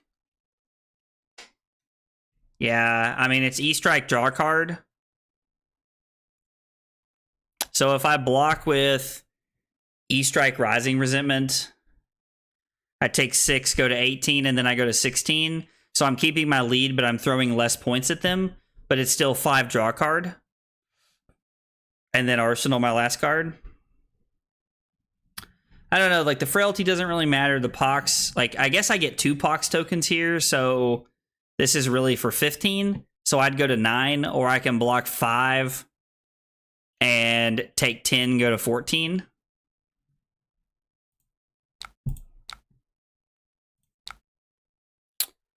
Yeah, I mean, I guess I'm just going to block like this. Put the Soaring Strike on the bottom and draw a card. I think my opponent was about to ask me if I'm still there.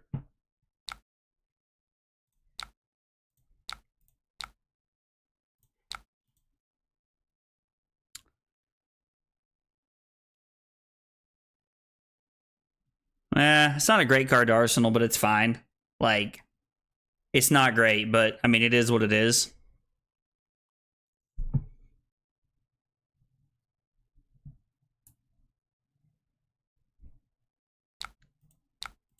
They're going to go to 12.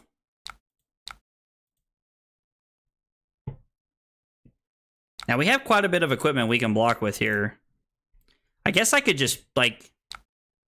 I could pay 2 here. Yeah, that seems fine, actually. Because I get to keep a 4-point advantage here, and I have no Arsenal. I think that's better.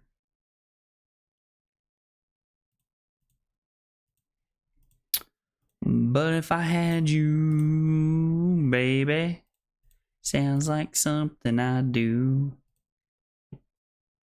Sounds like something. Oh, you can hear me singing there after I refreshed. I thought Shark was streaming.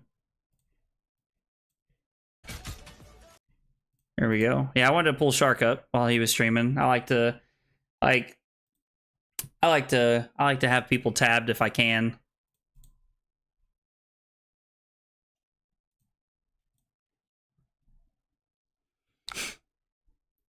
And then no, we'll go to 16. And then, I mean, this is pretty good turn. Kadachi, Spreading Flames.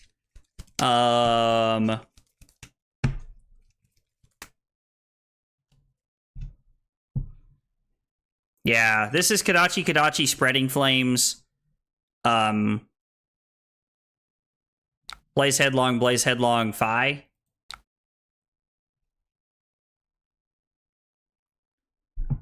I mean, I could just give up my Furnace here.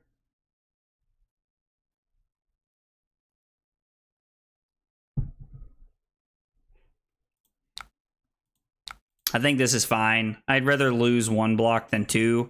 Plus, I get to actually block and save some life here. So they're gonna take my where is that on the screen? There it is. Or is that on the camera? All right, sorry, I can't tell. Maybe I need to clean my camera. They'll go ahead and kill my Furnace here. That's what I would do if I were them. But I get to keep my life lead here because their hand was pretty mediocre. Their hand was pretty mid. I mean, I guess they could have something else they want to throw at me. Ooh, they put a counter on my Shuko. Interesting. I don't think I would have went that route personally, but, you know.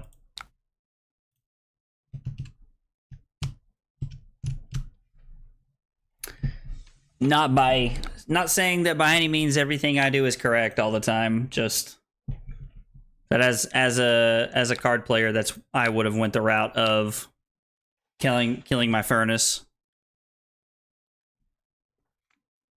It doesn't come up super regularly, but you can use Furnace. You can definitely like use Furnace as resources.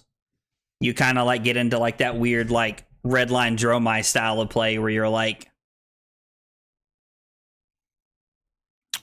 trying to Like you're pitching all your reds to like, you know, use Furnace and stuff.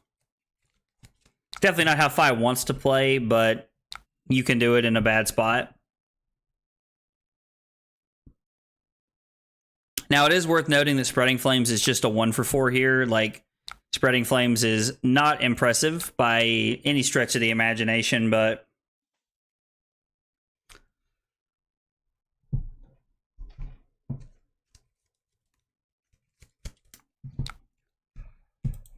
they have to have a defense reaction here. It's like, there is no way they're going to give me Mask 2 turns in a row. At least if they do, I would be baffled. Spreading Flames is like a power card.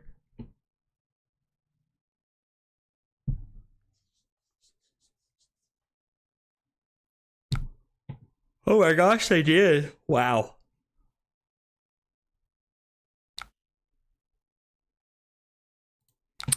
And that's actually not bad for me because I can go Blaze, Phoenix Flame, and then play Warmonger's Diplomacy because they're playing like more of an aggro version where they're playing like laces and traps and things like that. So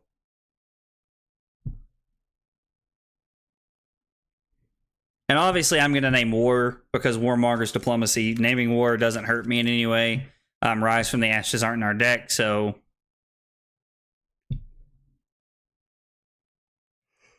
man, gotta stop yawning.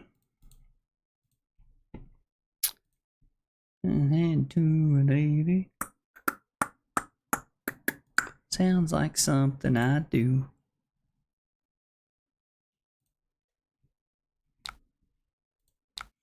I think my opponent's just evaluating all their options here, seeing what I do. So this demands a card. And then if they let a damage leak over here, the next card I play demands a card as well.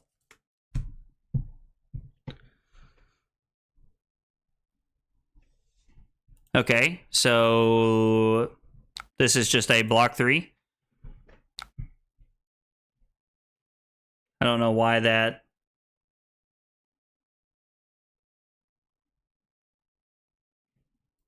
dealt damage to me. Shouldn't have.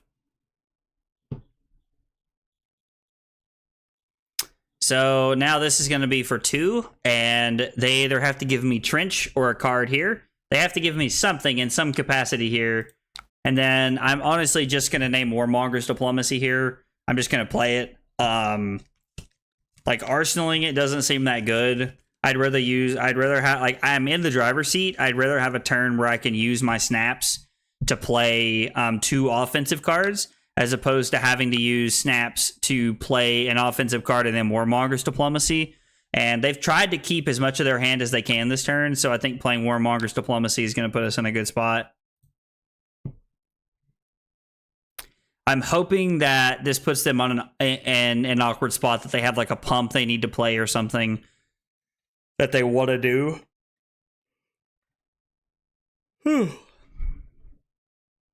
Could also be worth Warmonger's Diplomacy, like arsenaling the Warmonger's Diplomacy here in case they have a codex.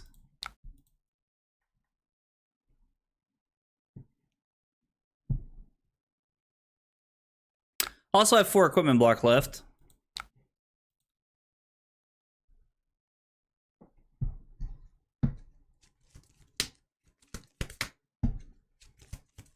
Rising Resentment, activate Fai.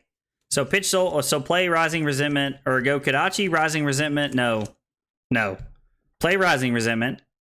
Activate Fai with Soul Beat Strike. Play Kodachi, play Phoenix Flame for 1. This for 4, this for 5. Yeah, I think that's like my best play here. Now I may have to block. I can't get too low.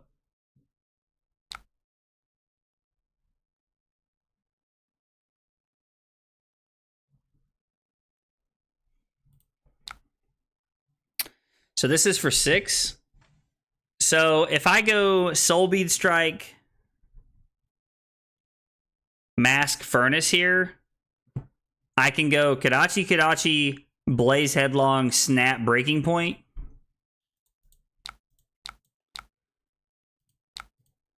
Yeah, if I take 6 here and go to 7, I'm putting myself in a spot where I could lose to traps and the remorseless ability. So I'm just giving myself an opportunity to lose a game that I'm clearly in a commanding position of. The first Kadachi comes through, I imagine. Then the second Kadachi, unless they have a Frailty Trap. Frailty Trap would be very good for them here. If they don't have a Frailty Trap, then it's definitely going to be... first one comes through, and then they give me Trench. They're going to give me Trench on the first one. Okay. Come through with the second one.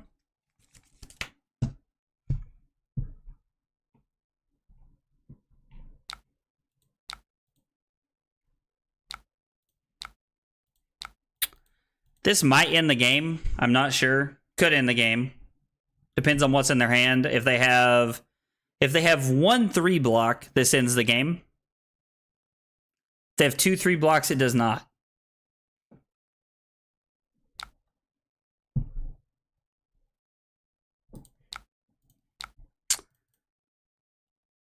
I honestly think that snapping there is fine. Because I snap this and then throw Breaking Point.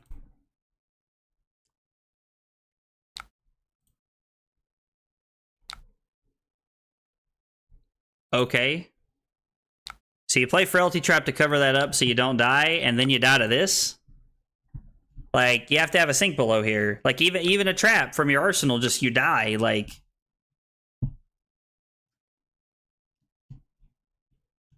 Definitely should have taken 1 there. Like, should have just went to 1. I don't know what my opponent's arsenal was there. Scout the periphery. Yeah, so, like, literally, had they just taken 1 and then, like, blocked 5, I would have used my snaps and they wouldn't have died. I don't really know what their rationale was there. I will go first. Poop.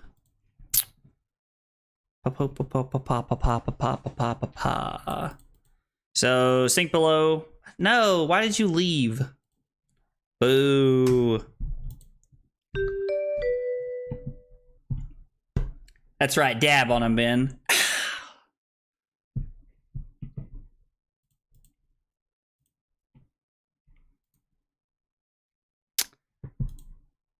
Need somebody rearranging all my want-tos.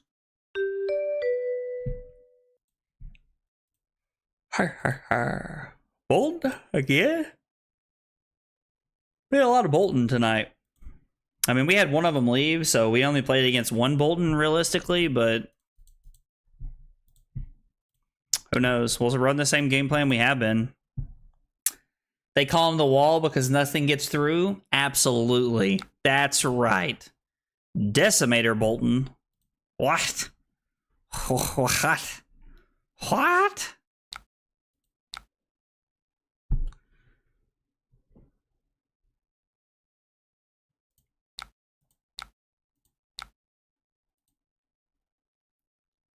Decimator Axe gets the Flame Call Awakening and we still get the block for 7 here. I really don't understand why they wouldn't just play Dory, but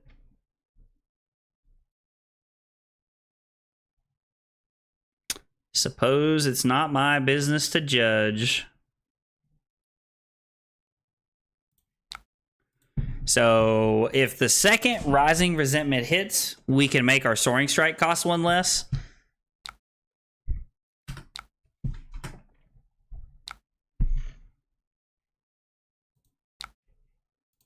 Which is actually relevant, because we can give our Lava Burst go again.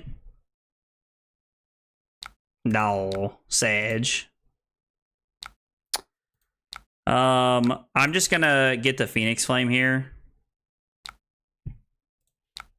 We're gonna Phoenix Flame for 1, and then I'm actually just gonna Arsenal my Lava Burst here. There's no reason to play this for 6. We're not setting up a mask. We can easily get to Rupture later in the game.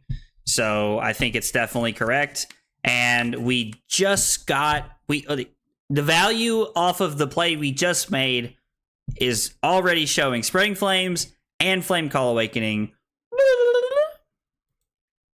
Yes, that noise is to represent my excitement. This is coming in for 8. Come on. This is 8 with no relevant on hit effects. Like, bet. So I'm actually going to pitch the Rising Resentment instead of Lava Vein Loyalty, because the Lava Vein Loyalty is harder to turn on go again. And if my opponent is trying to like play the weird like Oldham Fatigue style thing with Decimator Great Axe, then we want a card that has auto go again without non-conditional go again in second cycle. So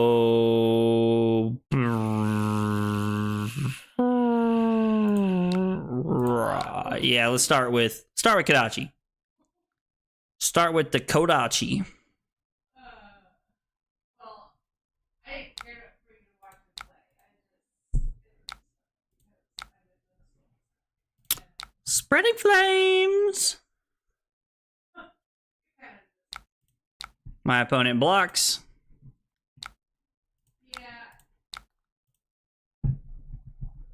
We're going to play Lava Vein Loyalty because it's for 2.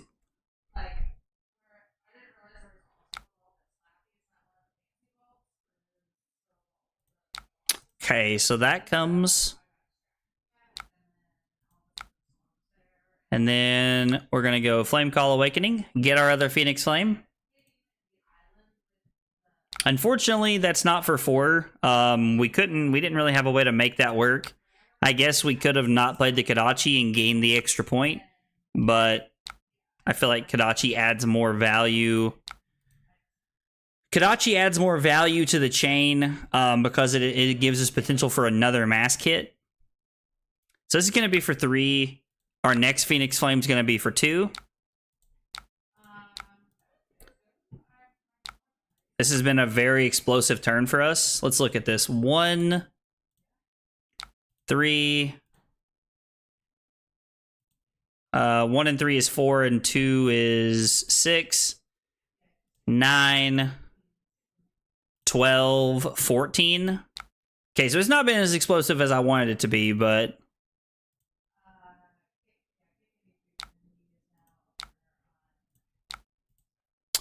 all right, so 14 and 6 is 20.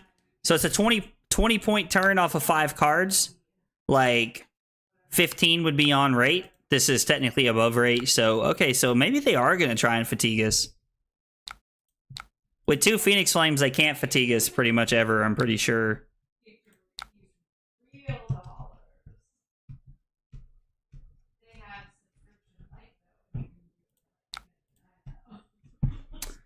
Ronin Renegade for 3. Yeah, they're just blocking.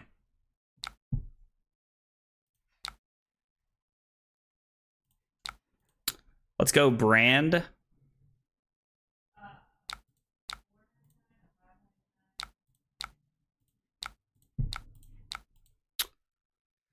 Kodachi.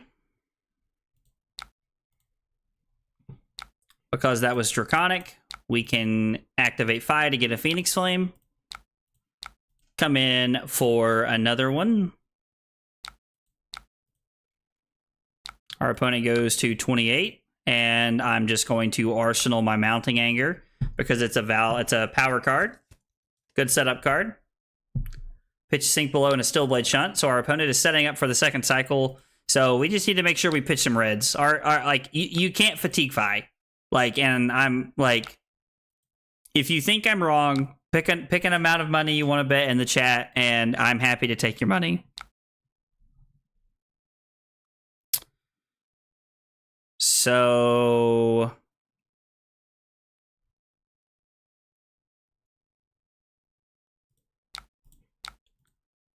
Spreading Flames, Forest Tree.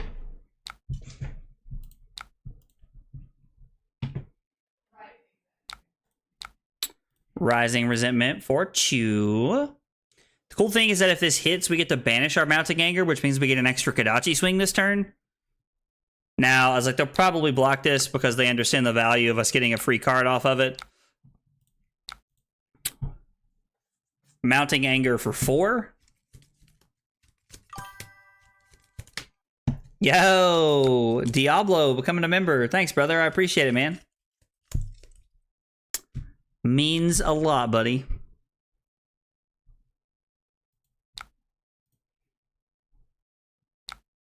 It's like I assume they have a steel blade shunt or something here. Respite? Okay. Respite shuts this down. Yay, partner. Dude, I'm so excited, man. I'm so excited that they lowered the or I guess I don't need to do that yet. I'm so excited that YouTube lowered it to 500 where people like me can actually make a little bit of money. It's actually very exciting. But dude, I appreciate you for becoming a member, man. It means a lot.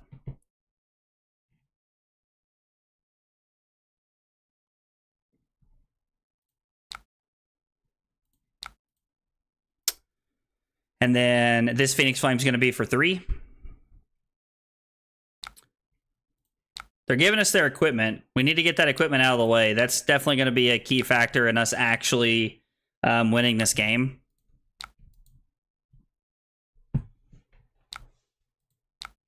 So they go to 25.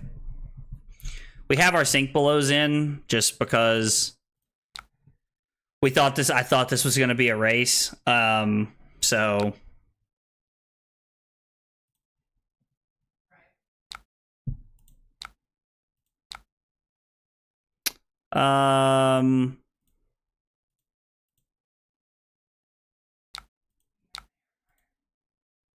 yeah, there's no reason for us to actually sync anything here. This is a perfectly fine hand.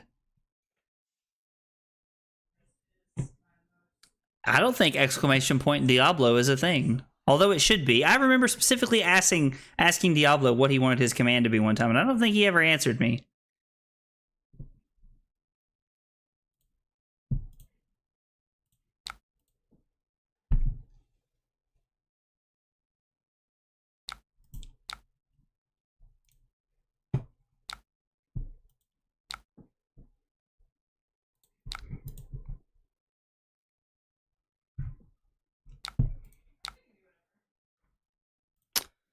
They must have a defense reaction here. I was like, there's no way that they're just taking damage. They're saving their big stuff so that they can push through damage later, which is very smart. I'm just going to arsenal my Artivore here and just set up and try to have a bigger turn. We'll take 4. I don't think it's on Diablo to pick what his command does. It absolutely is. It 100% is. I want you guys to pick something that you'll be happy with. So, like, I mean, if you guys just want me making up commands for you all like crazy, then listen, I got you. I can do that, but you all have been warned.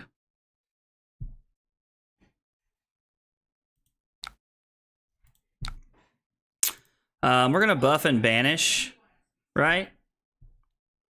Yeah, that's definitely the play. We're just going to banish our Flame Call Awakening here. Okay. Ride the Tailwind.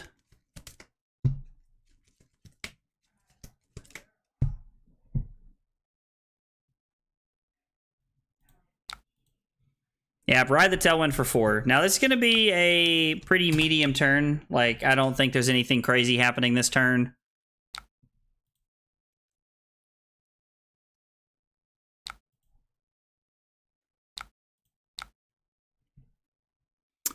And then we can go E-Strike for 6. Putting Salto Wound on the bottom. And then we'll play Snatch for 5. My opponent must have another Steel Blade Shunt. Must have a red one here. Yeah, and they're playing Soul Shield. So that's why they're on...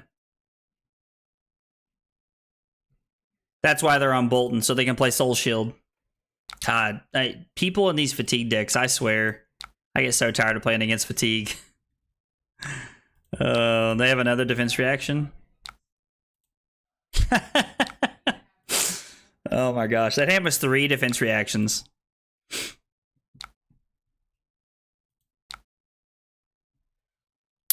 Kadachi, Brand, Kadachi, Ronin, Snatch, and then Phoenix Flame in the middle somewhere.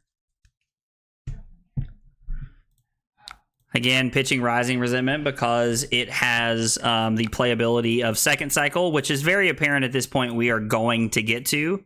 Has the playability in Second Cycle of just having Go Again.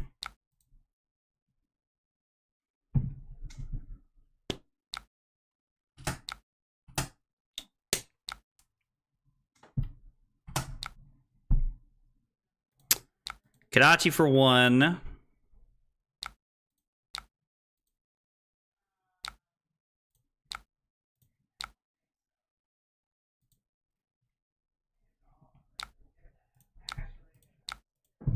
Activate Phoenix Flame, or play Phoenix Flame after we activate Fai. My opponent's probably going to take 1 again here. Like,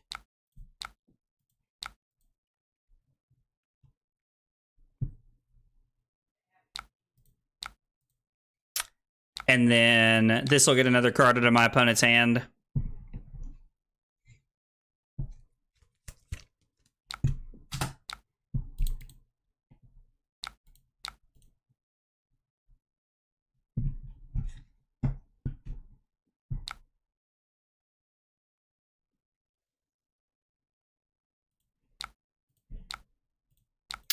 I mean, this card does nothing in this matchup, so I'm okay just taking 2 here. Because they'll just name Peace. Like, Sorry. or I guess they'll name War, so they can use their hammer. I'll send it. The Kadachis are pretty much our secret to winning this game. The more Kadachis they have to take, the better off of a spot we're in. This would be a good time to have like empowerments and razors and things like that. This is a matchup that, like, when you playing against these like fatigue style matchups, this is where you want to see those like cards that help you push over the top of blocking. And again, this will get me another card out of their hand. They'll probably just throw Axe at us.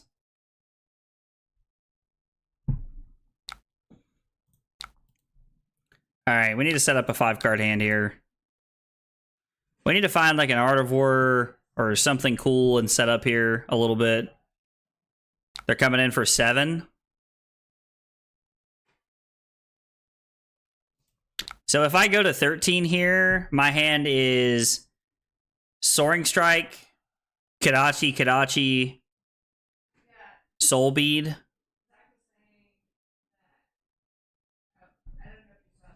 Yeah, I'm just gonna take this.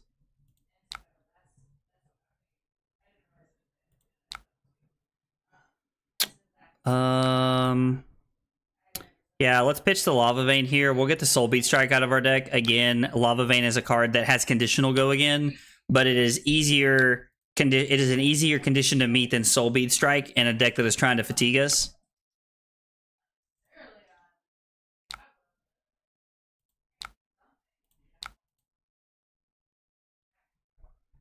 Let's see what they do here.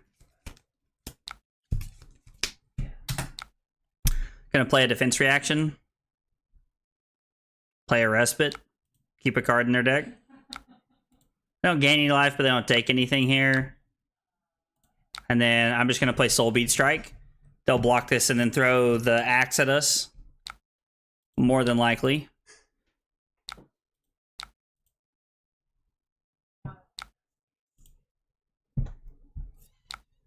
God, where are the Artivores? And like, we've played 2 Spreading Flames. Have I played all 3? No. So there's a Spreading Flames and an Artivore in there somewhere. So Kadachi, pitch Lava Burst for Soaring Strike, Blaze Headlong. I mean,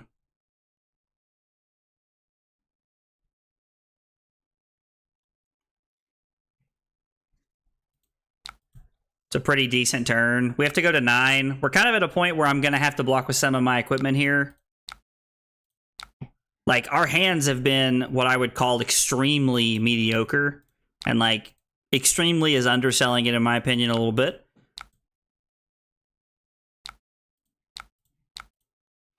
Like, our hands have been, like, super mid. Like, we had one explosive turn, and it was for, like, 20 points. We haven't had an above 20-point turn yet. Like, and I've been, like, trying to, like, play a little patiently here and set up here, so I'm, like... I know my opponent was on, like, fatigue Bolton, that I'm just bringing in the,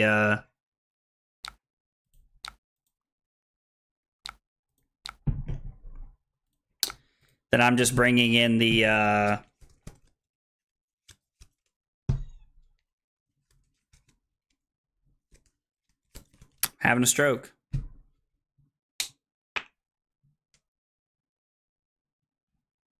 I'm bringing in Mask of the Pouncing Lynx and just playing to our big turn here, where I just go ham for, like, you know, 25 to 35 points, like, which is very doable with this deck. And then again, I'm gonna hang on the Lava Burst. Like, we want our 5-card hand for when we start trying to get explosive here.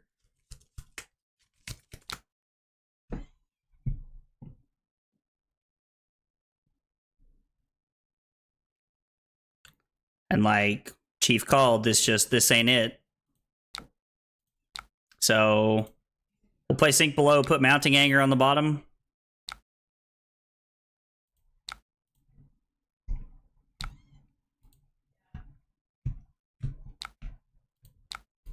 Okay.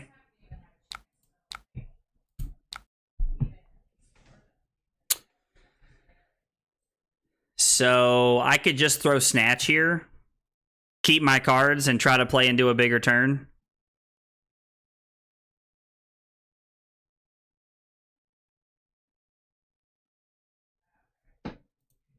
That's what I'm going to do. I'm just going to throw the Snatch here.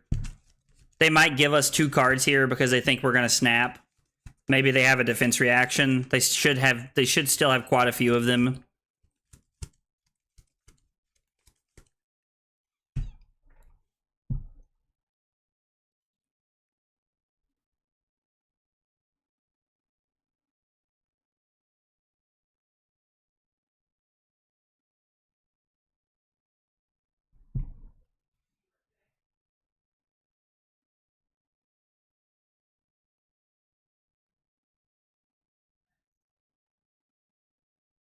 Our opponent's definitely debating what this looks like here. I mean, I guess I could have like a Razor that they haven't seen yet. We're not quite to our pitch stack yet.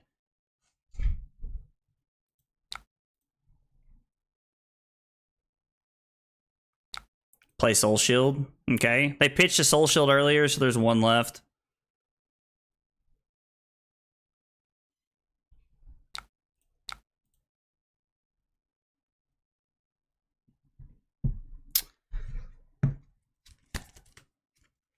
This is my last Spreading Flame, so I really want to hang on to it. Like, I need to keep it in my hand here.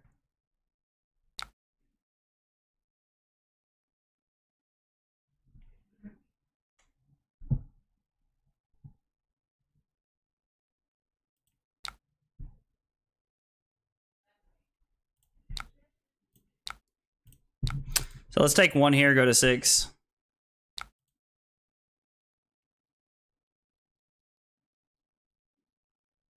Actually going to use Refraction Bolters.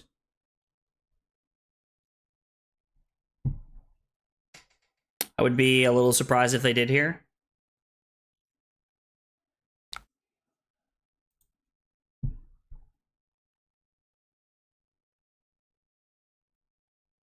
Because it means they have something in their hand that they're going to attack us with. Could be an E-Strike, could be a Command and Conquer. Could be a number of things. This is the one way that you can like lose this game when someone's trying to fatigue you, is by not blocking appropriately. Like, because I haven't blocked all game because I've just been waiting for a big turn to come around. We've seen 1 Art of War, which means we're going to see 2 in the same hand. I almost guarantee it. Or no, we pitched an Art of War. So there's 1 Art of War left, but there's 18 cards in our deck, and the way we've pitch stacked, like, the Art of War almost has to be in the next hand because it's going to be pitch stacked.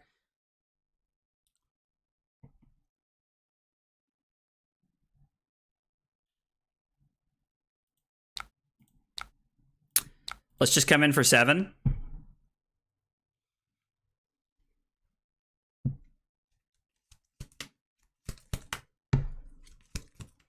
Like, and I suppose that if my opponent's hand's good enough, they can just try to flip it and play offense on us here. Like, they can use bolters to, like, try and hit me with something and then actually get some value out of it.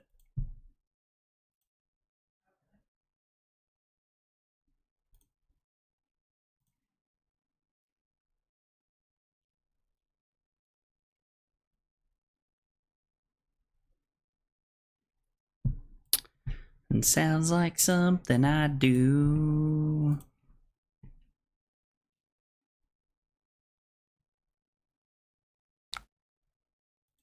All right, so my opponent's like, maybe they have a defense reaction here. Like, could be a Steel Blade Shunt.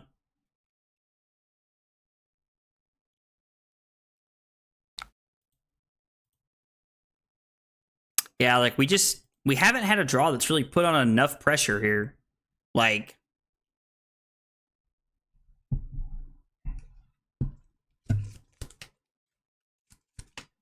I mean, this hand still sucks.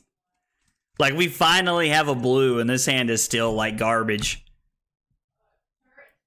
Like, honestly, I think this hand is about to be...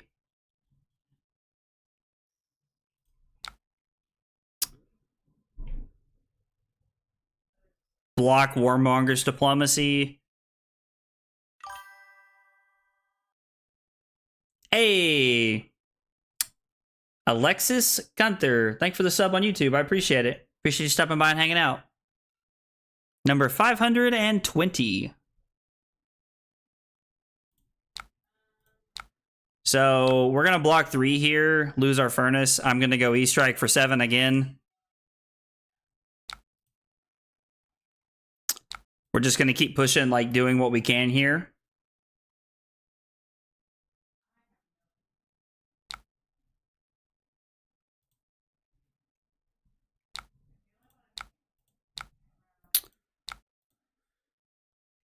I mean, we're just holding on to the Spreading Flames and, like, Lava Burst here to try and end the game. Like, that's essentially, like, we're trying to, like, put our opponent on the back foot here and just play so much offense that it's just not going to matter. Okay, so they cover up all 7.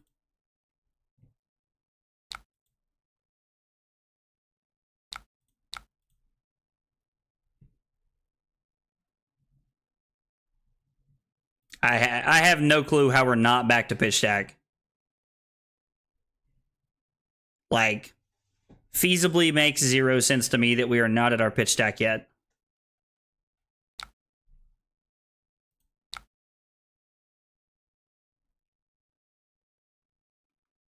All right, I'm just going to play the Sink Below here, and then I'm going to attack for 7. Going to throw Ride the Tailwind and Blaze Headlong.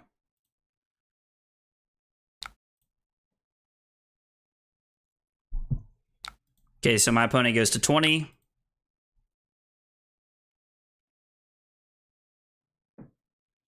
Like, if we can have a turn where we can take every single card out of their hand, we'll be okay. Because with 2 Phoenix Flames, we can start arsenaling one and then just playing it and looping it over and over and over again. And we will eventually just start taking cards out of their deck until we fatigue them.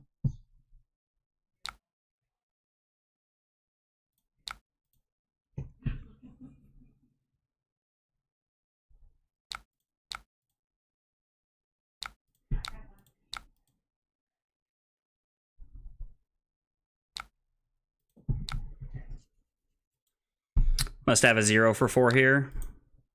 Okay.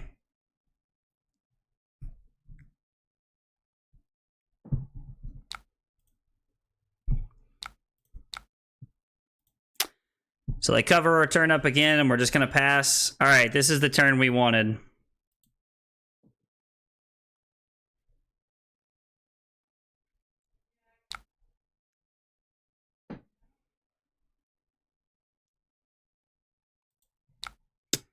So if I block with just Shuko, it's really just for 1. So I'm going to block 3 here.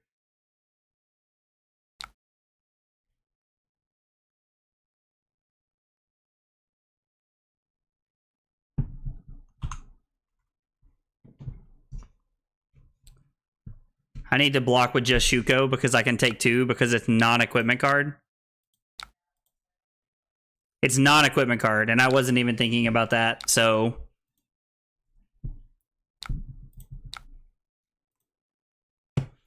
So pitch rising, play Art of War, pitch rising resentment to go buff and banish, and then we're gonna banish our snatch.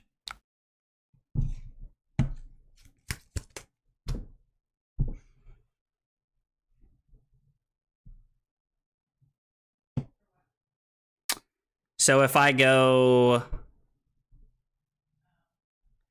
Kadachi Kadachi, Spreading Flames, Kadachi Kadachi, Spreading Flames from hand for 4, and then we have 2 resources floating, activate Fai, come in for 3, play Lava Burst, snap Salta Wound.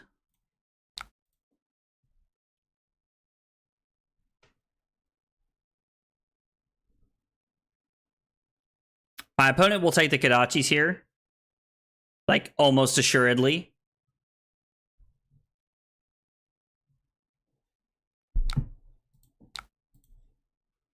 They have a lot of life here to play with, which is, like, what's so bad for us.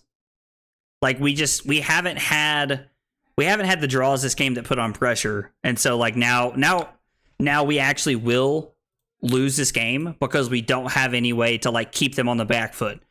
The idea that you can't be fatigued playing Fai is the idea that you're also putting your opponent on the back foot. So it is possible that we actually just lose this game, like, because they can attack us enough. Because my opponent's able to take some damage here.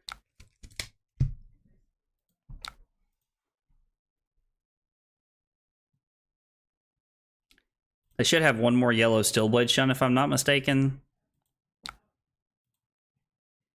Yeah, I kind of wish I had like an Empowerment or something here. Like, Empowerments in this matchup would be very good. And if I was running Empowerments in my list, I would definitely have put them in here.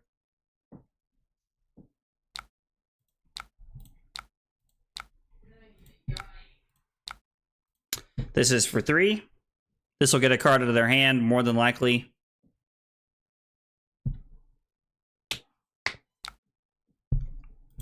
No.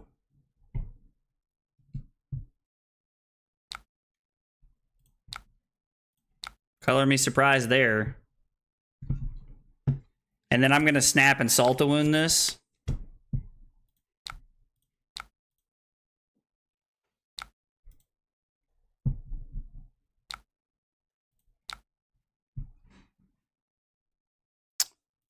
And then this is for 7 on hit mask with no go again.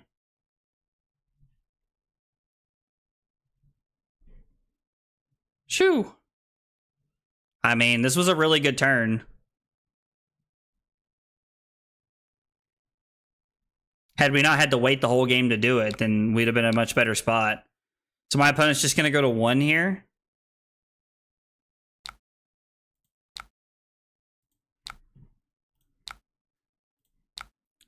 No, we're not trying to play that. This is probably like red Fallen Swing. Yeah.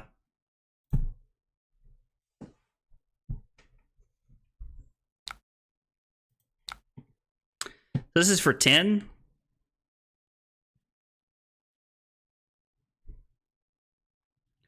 So we're blocking for 3, 6, 8, 10.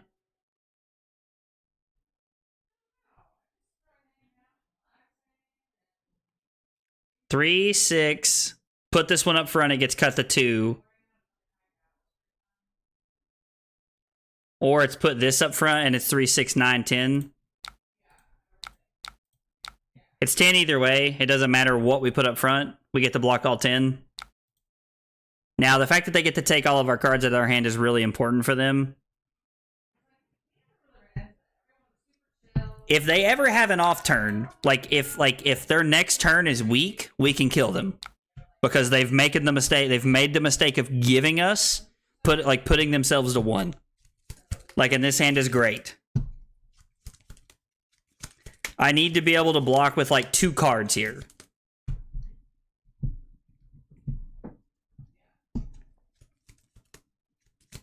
That's honestly what I need, is to be able to block with 2 cards here, and I can still win this game because my opponent got greedy.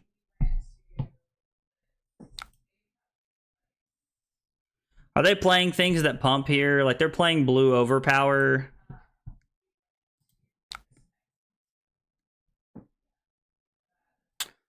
One, 4, 6.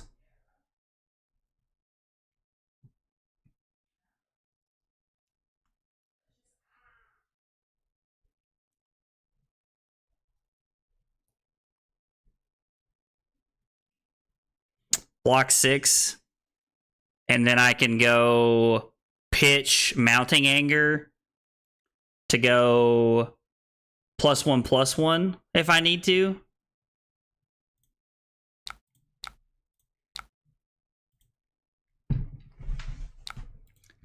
And then that buffs me up to 8.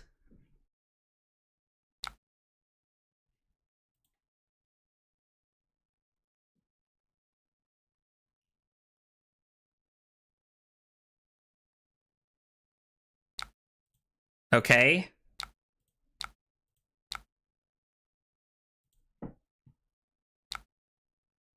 So, man, I wish I'd been paying attention and knew what the last 2 cards in my deck were. It's like Soul Bead Strike and Rising Resentment.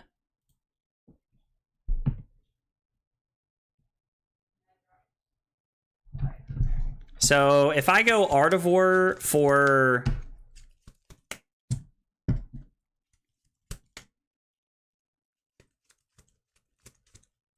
Man, because they can take the Kodachis here, which is really bad.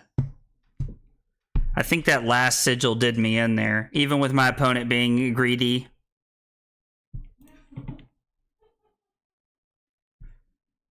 I'm pretty sure it's Blue Rising Resentment and Soul Bead Strike are my last 2 cards, I think is what I pitched together.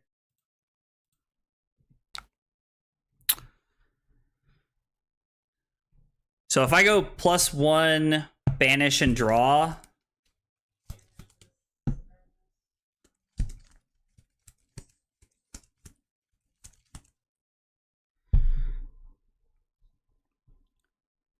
that means that my cards are Kodachi, Kodachi, 2, 4.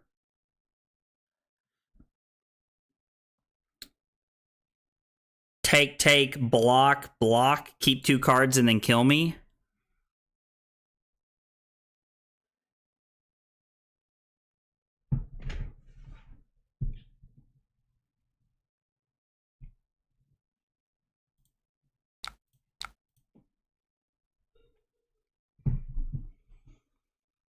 Yeah, I think that my hands were too awkward this game. Like, I'm gonna fall a little short here because my hands were just like... That's hilarious. That's funny.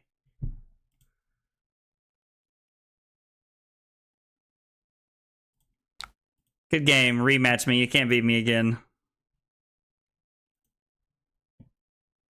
I won't even, like... Okay, they must have left or something. I was like, dude, I won't even, like, change my sideboard. I will just run you back with the exact same 70 cards.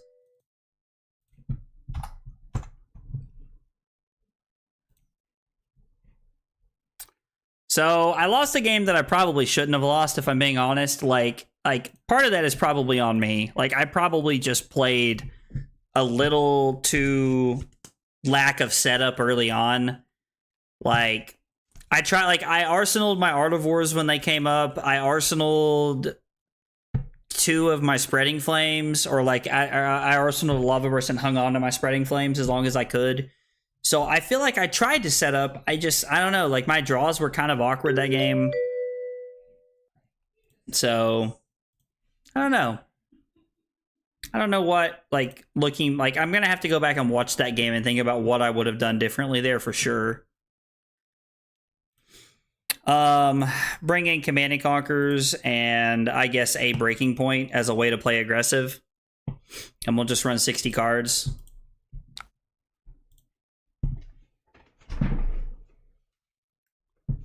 Okay, so they're on Redline Dromai, which means this is just going to be a straight up race.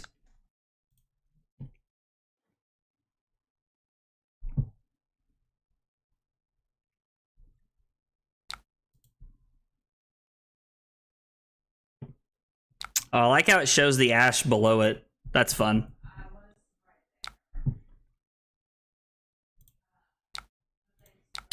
We're gonna go 3 at my opponent here. Blaze headlong at them, and then E-strike draw card. I have no interest in hitting their dragons unless it's gonna like draw me a card. Like I understand that that's how they set up and like play into the bigger board. I'm just gonna pick draw a card and play it safe here.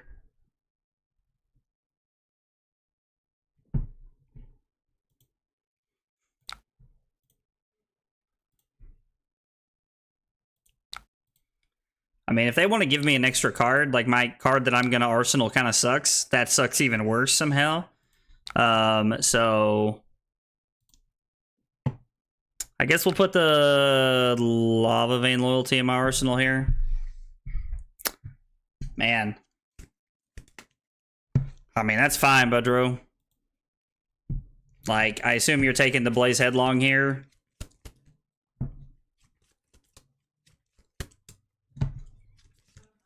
If not, E-Strike. He's taking one of my red cards. Taking one of my blues does nothing for him, so... Man. What? Could have activated Furnace to get one of the blues out of there. Yeah, I guess I could have pitched Soul Beat Strike to get a blue out. That would have been fine.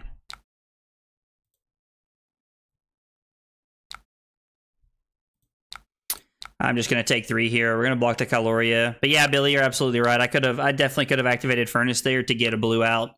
That was definitely a better play.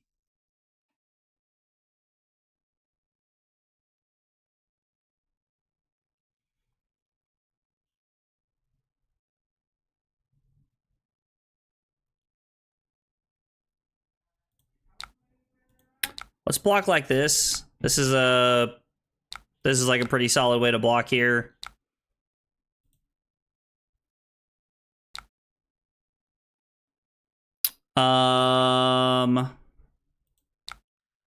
So I guess we're just gonna have to let you have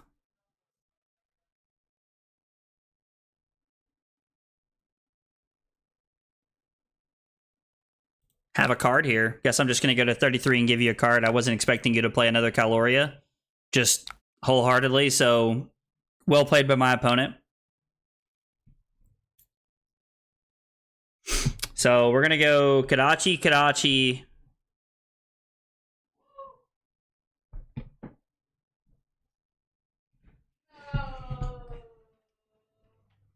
I don't know what the plan is here.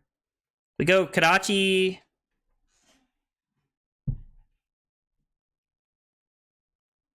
I could throw Soul Bead Strike at a Caloria, throw Kadachi at one of them, throw that at one of them, draw a card and arsenal it, and then leave them with Yendera in a full hand.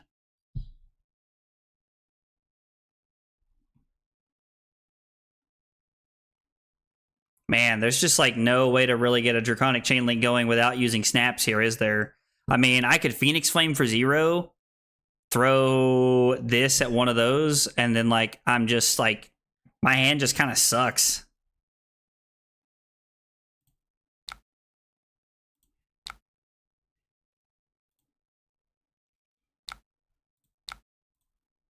My hand is just not great.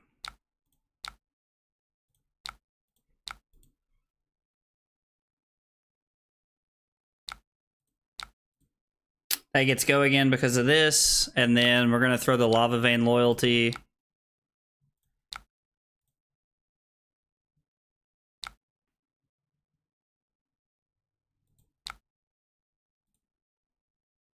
Guess I could have thrown that at them. And then if one of my cards is not good, well, I guess if I'm going to activate Furnace, I need to do it now. So I'm just committing that I'm going to arsenal one of my cards here.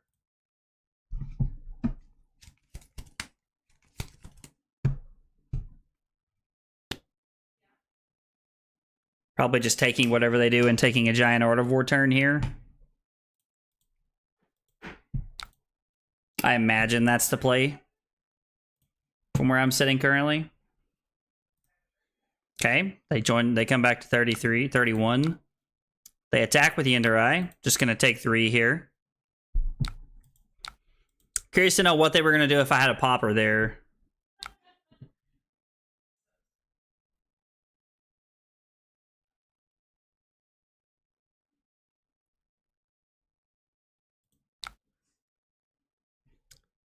So I have to give Furnace here if I want to block this. Yeah, I mean, we're just going to lose Rising Resentment here and just take this. I think this is our best play. Huh. So Kadachi, Spreading Flames. Kadachi that. Spreading Flames them. I still have to pitch the Art of War either way. I'd have to go Spreading Flame, or I'd have to go Kadachi that, Spreading Flames at them, Phoenix Flame into that, try to draw a card. Or I could just play the Art of War and try to take my Art of War turn now.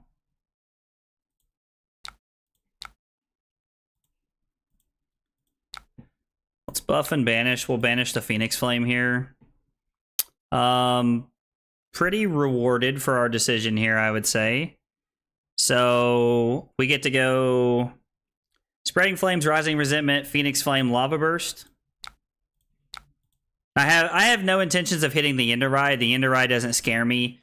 Like if it was a Caloria or a Chrome Eye or something like super scary, we'd consider like going that line just because of like we need to get stuff off the board. But you still in Vegas? Different background?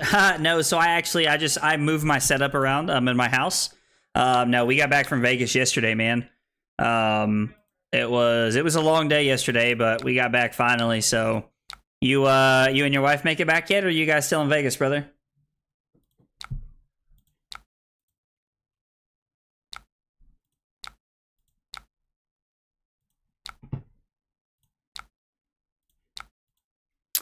And this is for 8. 1 from Spreading Flames, 1 from Art of War, and 1 from Shuko. 5 and 3 is 8. Back home, drove back Sunday. Oh, yeah, that's right. It's just like a drive for you guys. I remember you telling me about that, man. If you drove back on Sunday, I take it the calling didn't go too well. I was like, I have made many a trip back on a Sunday afternoon. I've been in that boat before. Really would have loved to have seen a popper right there, honestly. Like, seeing a Command and Conquer would have just been absolutely insane.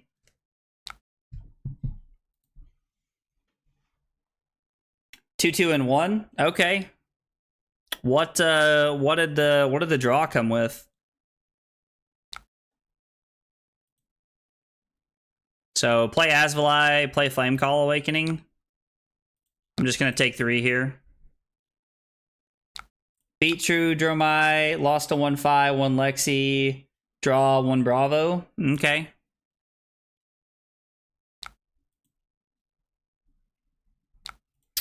Yeah, I guess we're just gonna take this. Take this one as well. Bravo and I went to time, both had 1 life at the end. Dude, I hate games that go to time, man. Games that go to time are the worst.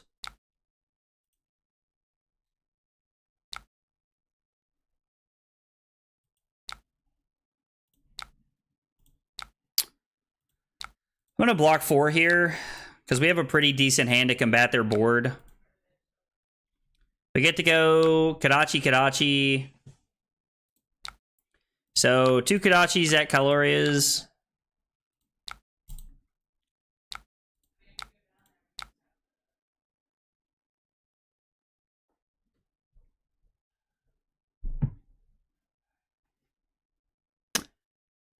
Actually, sorry. I need to revert to the start of this turn. Opponent.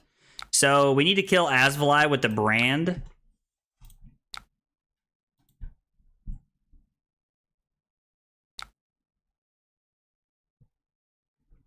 No, we have to go Kadachi like that to draw a card. Yeah, I'm sorry. I'm sorry, opponent. I wanted to be able to get my Phoenix Flame, but I don't think I can here. It doesn't work either way I try to do it.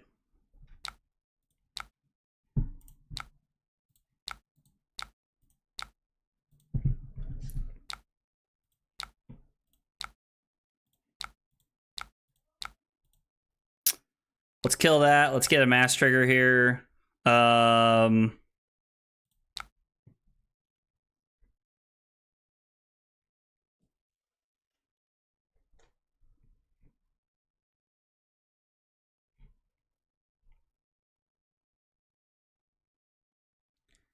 So I wonder how that works.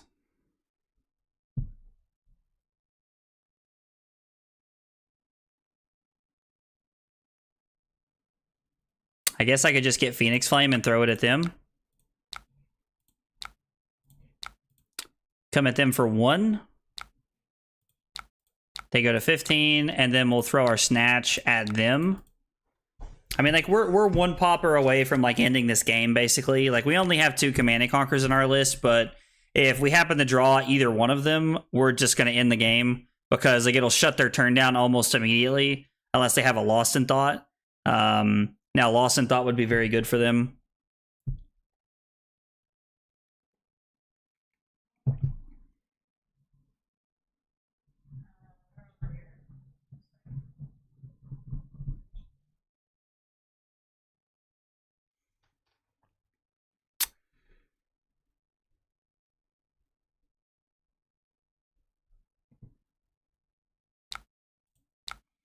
Yep.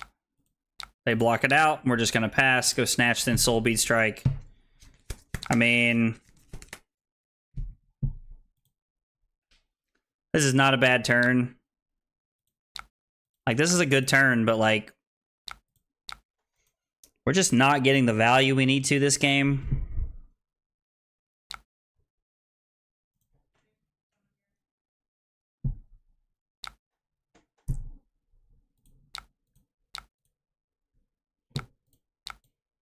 Like, if I have to spend the whole game, like, trying to, like, play clear the board, like, they've drawn a lot of dragons for Redline here. Like, they've thrown 1 attack at us, 2 attack. They've thrown 2 attacks at us and blocked with 1. Like, I'm surprised. Like, like, the Redline version of this is not this dragon heavy. At least it wasn't pre-Nats. So I'm very surprised to see.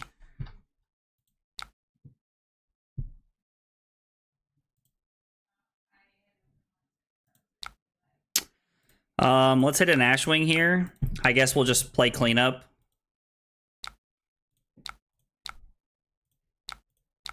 Like, we're pretty much in a world where we're just playing cleanup and hope that we draw into something that works for us.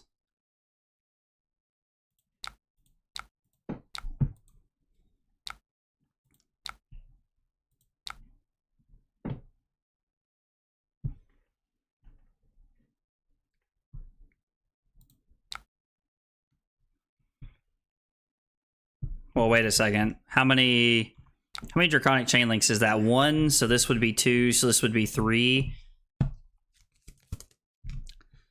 So 1, 2, 3, 4, and it has to be power less than, so Soaring Strike at them is the best thing I can do. It's the most threatening thing I can do, I believe.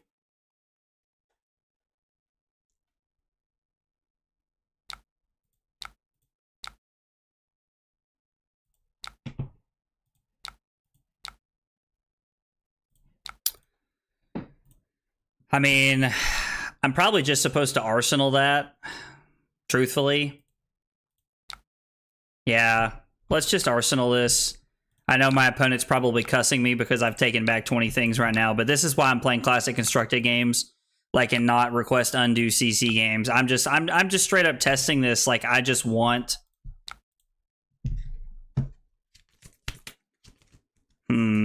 Also, I haven't seen a single Command and Conquer, which is not unheard of, but kind of would have figured we would have seen one. I mean, we're 37 cards into our deck, and we had 60 cards in. So I kind of assumed we would have seen one at some point. So Kadachi, Flame Call Awakening, block Salt, Mounting Anger this turn. Let's take 1, go to 5.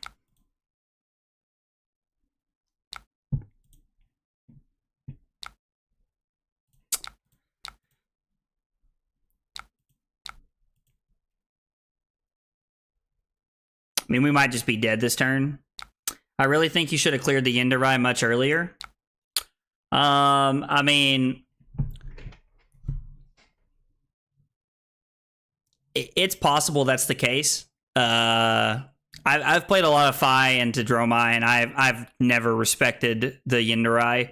It's pretty much always been my philosophy is that, like, I'll kill it if it's a mass trigger for me, but, like, other than that, I don't really fool with it. I just kind of leave it alone. So, I mean, yeah, Aegis, it's very possible that that's the case. I'm not saying you're wrong. I just sharing my thoughts there. And it is very possible that that's the case. Let's take one.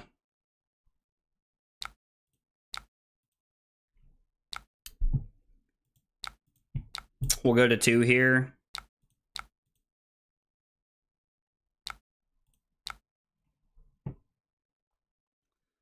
So, Kadachi at the Yindarai.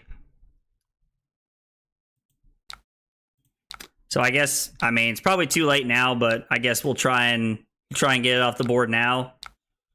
And then we'll go Spreading Flames at our opponent. If they let the Spreading Flames hit, we're going to automatically get a mass trigger because of the Flame Call Awakening here. Now, I was like, they may just have a lethal and it may not matter.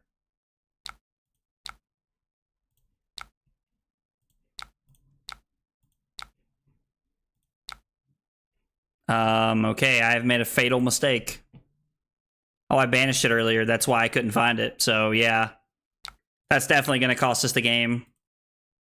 Just because I wasn't paying attention. That, and we haven't seen a single, like, one of our 2 poppers in 30-some cards.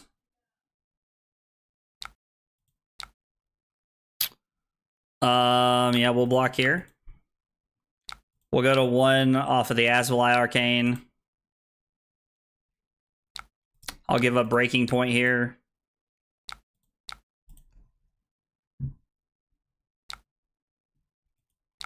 And then we have to give all of our cards not to die here. Censor in this list is interesting, and then I'm just going to concede.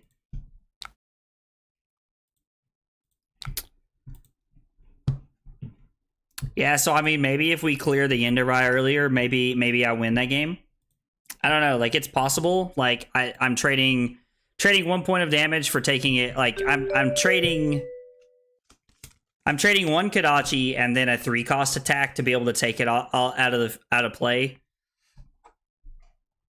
I also think that if we draw a popper on the non-Chromai turn, we win that game. Because we're able to kill one of their things and take it off the board. Funny part is when Fai and Dromai was like first a big matchup, this was a matchup that was pretty common because there's quite a few people that like Dromai in my local scene. And so like I would play that matchup all the time. And like I never respected Yindarai because like it was 2 cards.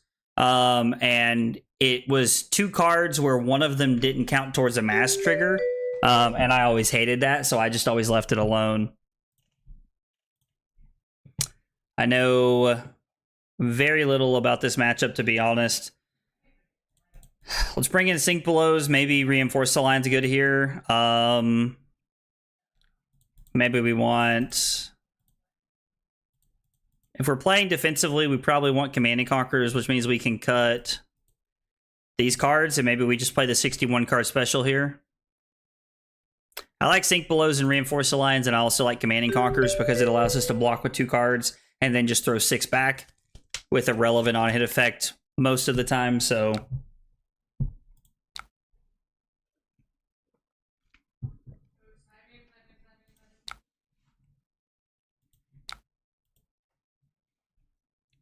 They're on Redline Dromai.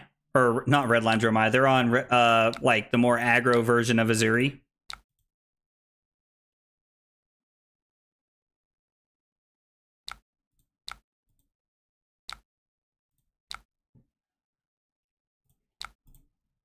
We're just going to try and get cards out of their hand here. 1-for-1 trade is fine.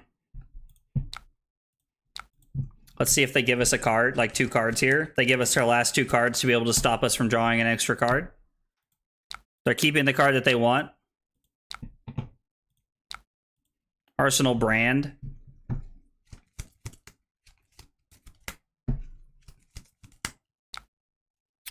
They choose go again.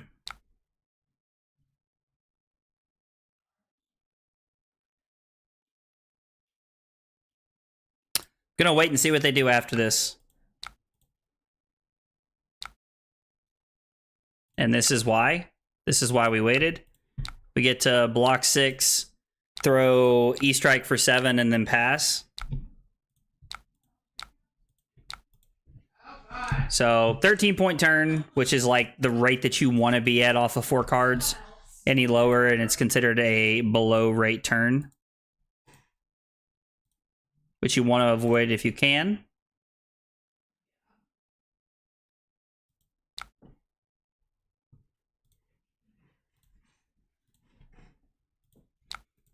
Aziri plays the block 2 cards and throw 2 cards game very well. They've actively shown us that they're on shreds already, which is terrifying. I mean, we're probably just going to have to say no blocks here. Like, Art of War is just too good.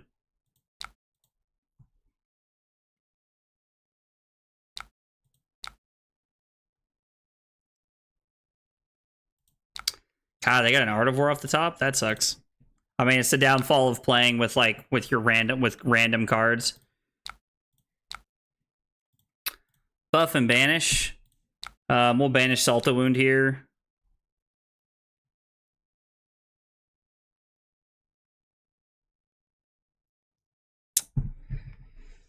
Oh man.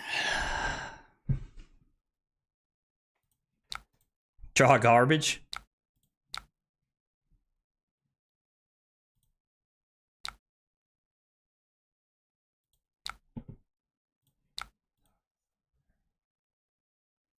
So we have an option of playing Warmonger's Diplomacy here, which means that they have to decide whether they want to Azuri or not pretty early.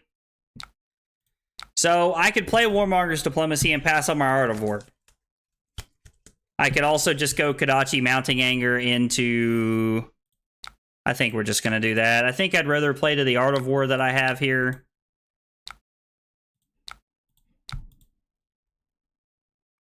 I think I'd rather just play into my Art of War. Like, the Art of War, like, we need to get as much value off of this. Warmongers doesn't really affect Azuri. Oh, it's a reaction. It's not an action. Never mind. Yeah, so playing Warmongers is irrelevant. This is a blue block 3 in this matchup.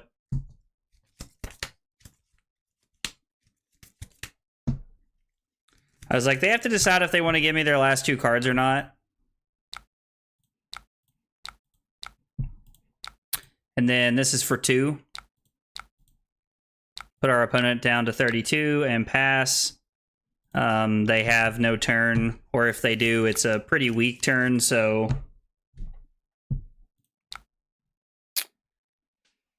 So, Kodachi.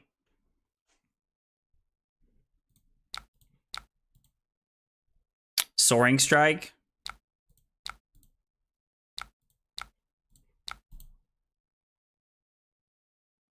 Really wish Ride the Tailwind was something else. I don't know what else I could make that. Maybe like that's supposed to be Yellow Brand with Cinderclaw. Yellow Brand doesn't seem bad.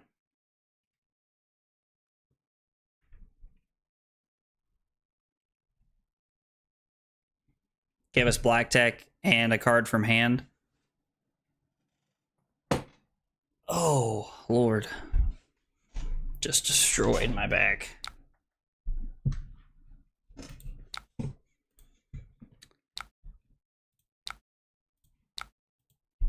Got a piece of equipment, which is pretty nice. Now, Aziri blocks pretty efficiently, so we're going to have to continue to take cards out of their hand. We're going to really hope to push any, like, serious damage here. And then I'm just going to Arsenal my last card.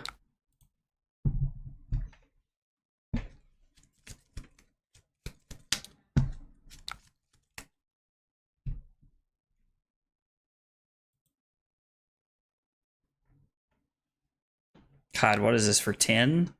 Something stupid? I mean... Oh, did I take your gun? Sorry. So... We're just gonna sink here and put Riot on the bottom.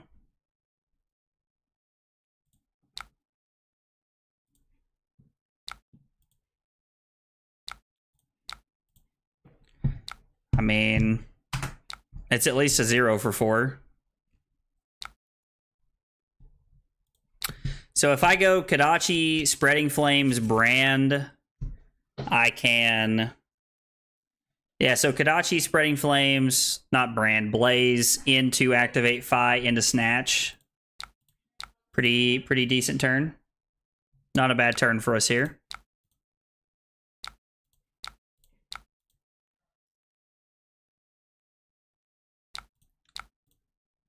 Okay, block there instead of on Chain Link 4.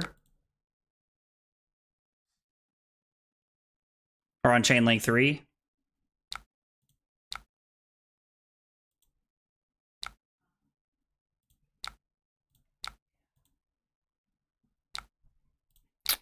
Phoenix Flame for 2. They might just give us Crown here and say, oh, I don't have to worry about Mask. And if they do that and they're wanting to keep their hand, then it plays, our Snatch plays into that very well. They just give us a card from hand.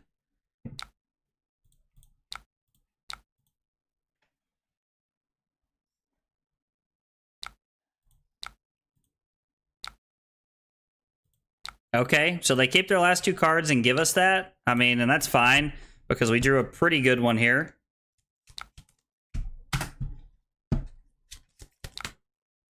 So this is going to be for 7 now.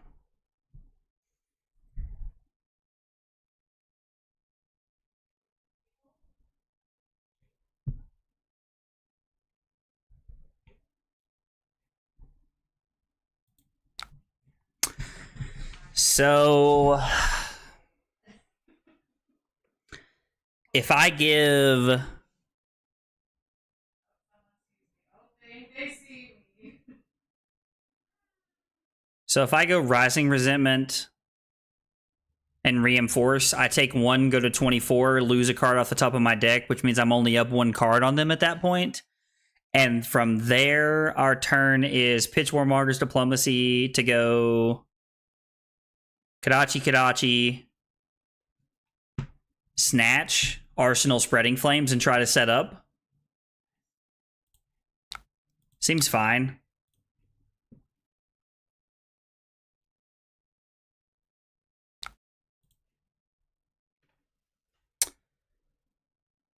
Give this +4. So we're blocking 6 and taking 1. Just kidding. We're blocking 2 and taking 5, and we lose a Spreading Flames. Ugh. Double Spreading Flames can be pretty broken. They've only banished 2 cards. Like, they banished the Artivore and the Spreading Flames, and both of them, like, they have hit really good cards both times.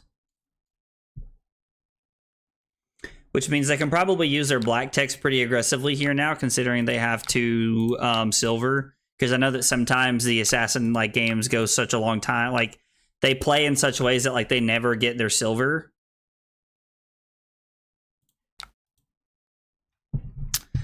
Honestly, if they let this hit, I might snap here.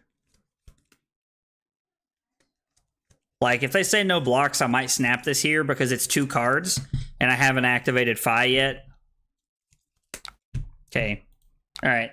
Seems good. Seems good. And then...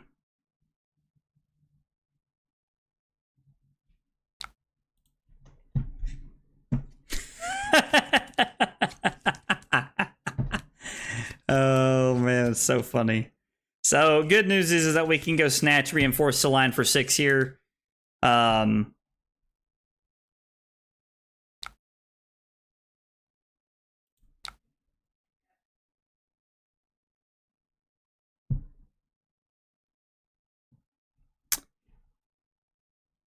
mean, I don't really know what I'm playing around here, but...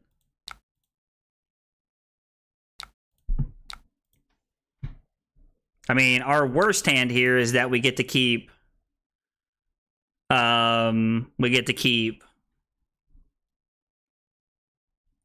like, so what do they get? Command and Conquer? Yeah, which is what I was playing around, which means I can just block Command and Conquer and reinforce the line for 7.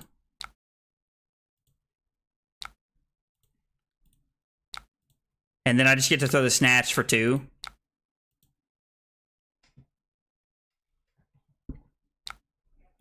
I was going to throw the Kodachis because they're separated damage, but I'm definitely just going to throw the Snatch for 2 here. Frailty kind of knocks off the Kodachis here. And I'm trying to have a... I'm trying to get a... I'm trying to get a Spreading Flames turn going here. If I can get a good Spreading Flames turn, then we'll probably just say no blocks and just pray.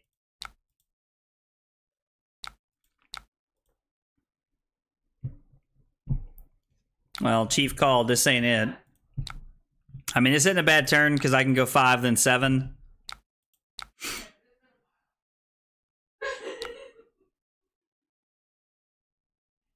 This has Shred wrote all over it. Which means I'd have 0 Spreading Flames left in the deck. 2 Artivores would be left, though.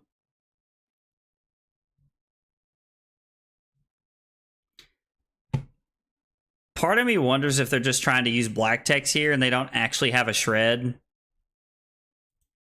I mean, they're probably on 9 if I had to guess. They could be on like 1 yellow or like 1 blue or something randomly, but not likely. So if I go Flamescale Furnace and Lightning Strike here, actually I can go Flamescale Furnace and Warmonger's Diplomacy, and then go Rising and then 7, so it's a 10-point turn instead of a 12-point turn, but I get to block 3, so it's a 13-point turn. The only problem here is that a Shred is like backbreaking. Okay, so they were just going to black tech there and then throw something at us.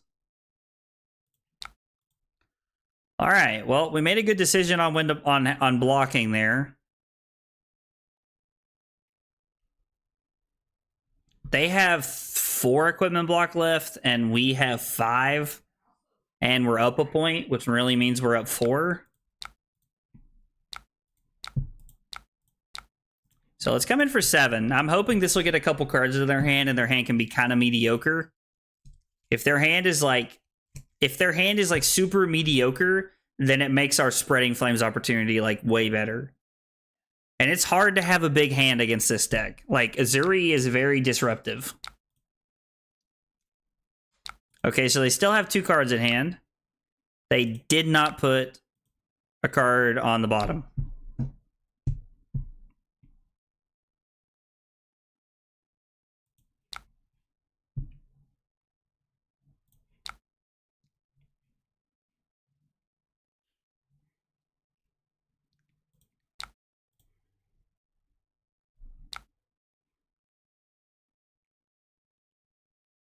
Oh, I was not thinking.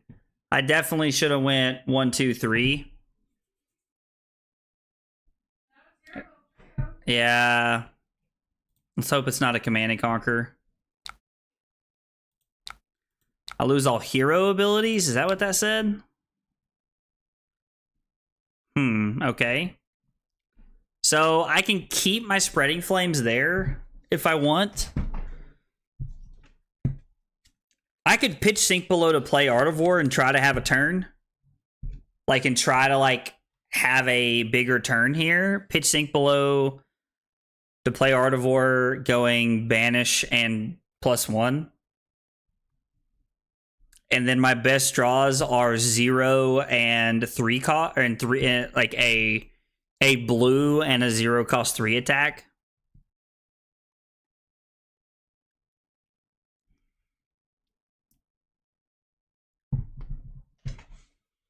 I mean, maybe I'm in a spot in the game where I just need to go for it here.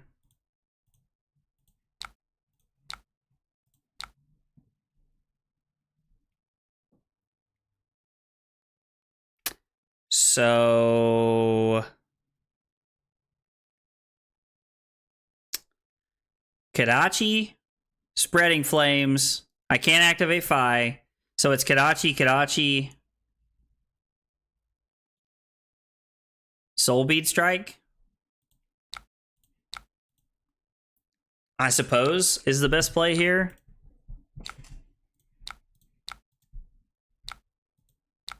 I could throw my Spreading Flames as a 1-for-4 here,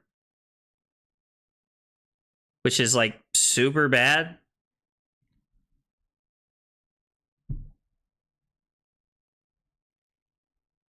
Force a defense reaction or something out of their hand here. Because they're going to give me a card here on the Soul Bead Strike.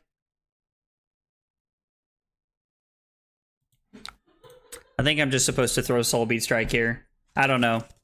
I don't know what's correct there. I don't know if you guys think it's better. So if I was going to throw the Spreading Flames, I think I should have pitched the Soul Bead Strike. So I could have went Kadachi, Spreading Flames, and Snatch for 3. It would have been for 3 either way, but it would have been an on-hit effect with no cards in Arsenal, which means it would have been way more relevant.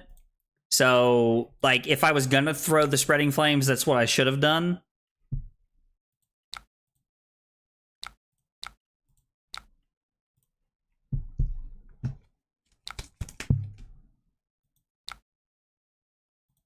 You'll love to see that.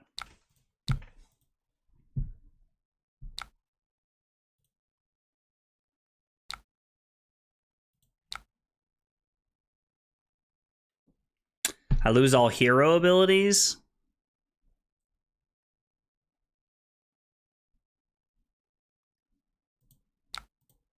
I mean, that's fine. They came in for 8, and I'm going to attack for 12.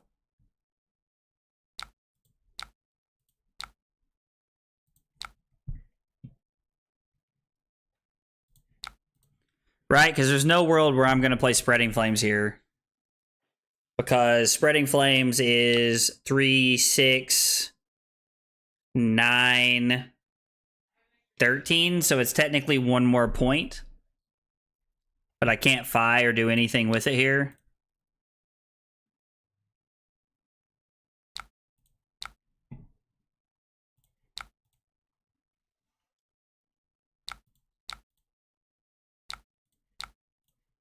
Let's see if they block this. Let's see if they respect the reduction off of Rising Resentment.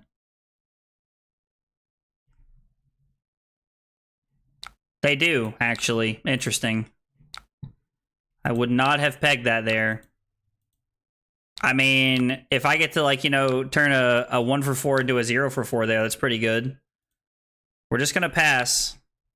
All right, this is our turn. This is what we wanted. So let's just make sure before I do stuff. I'm pitching Soul Bead Strike here. Kadachi, Spreading Flames. Rising Resentment. Lava Vein Loyalty. That's 3 Chain Links. Get Fai. Lava Burst. 1, 2, 3. Yeah, okay, cool. All right. Well, Frailty Trap is kind of like bad for us here. If they do have a Frailty Trap, but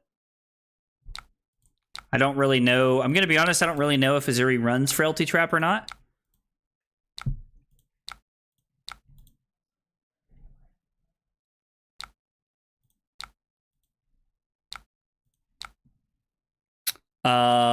So we're gonna go Lava Vein Loyalty for 2 because of Spreading Flames. Rising Resentment's gonna be for 3 because of Spreading Flames and Shuko. And then Phoenix Flame's gonna be for 2. They're just on the blocking train.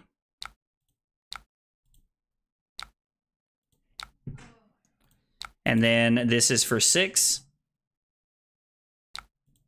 They go to 4. So we're still up 1 card.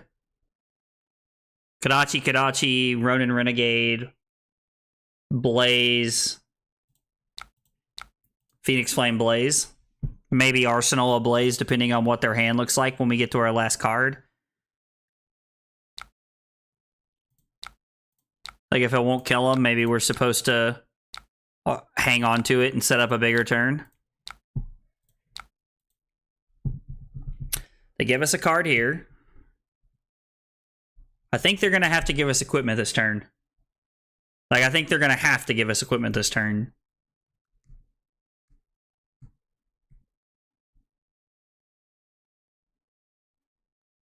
If the Blaze doesn't kill them or take a card out of their hand, we're not going to play it. If it takes the last card out of their hand, we're going to play it. If they're out of cards, but they have all of their equipment left, then we won't play it. Or maybe I'm supposed to play it because then that means that they go to 1. Yeah, I don't know. We might have it this turn. I'm honestly not sure.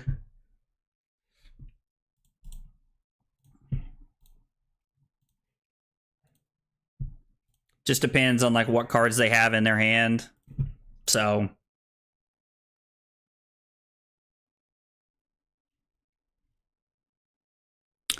sounds like something I do.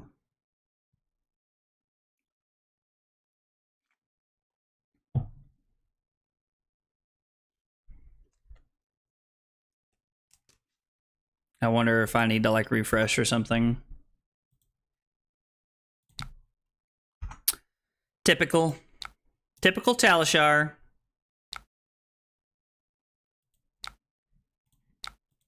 We come in for 4.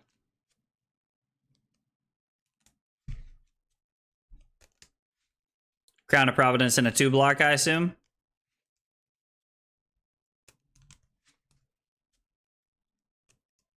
My opponent like has a sink below. I was like, yeah, okay, yeah, that makes sense.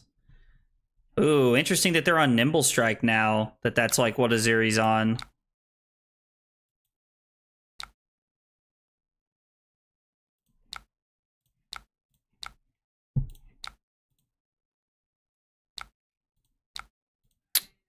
So we can Arsenal this, or this can give them a 1-card hand. Leaving them with 2 cards is terrifying, though, because they could have like a Command and Conquer or a Shakedown. So I think I just need to take the cards out of their hand. I know I was like waffling back and forth on like what I was gonna do with my last Blaze Headlong there, but like I think it's correct to throw it at them. Total damage threatened, 105. Let's see, damage taken. Our biggest turn was 8 damage on turn 9. Their biggest damage taken was 9 on turn 5. Interesting. I like looking at those stats and seeing like, you know, what they say and stuff like that, so...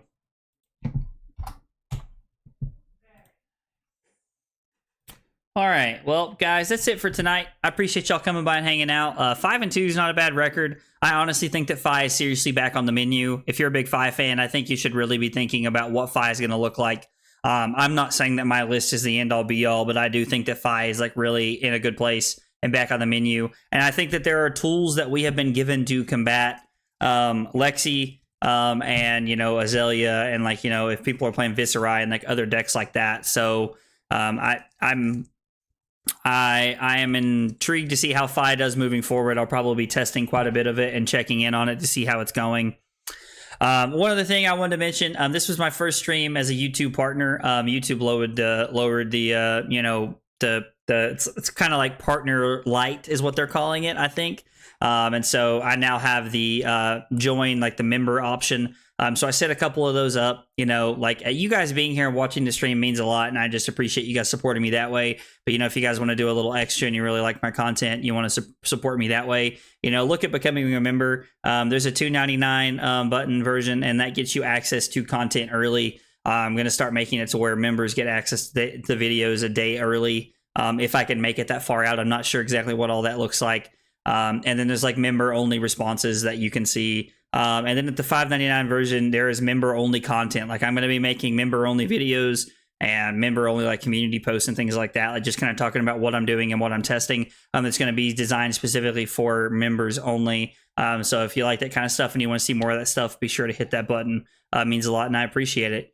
thanks for watching, guys. And I'll probably be on tomorrow. I imagine me and Carly will be playing Fortnite. We've been gone for like a week, so I think she's dying to play Fortnite. So we'll probably be on tomorrow. But if not, I'll see you guys Thursday. Thanks for hanging out. Take it easy, guys.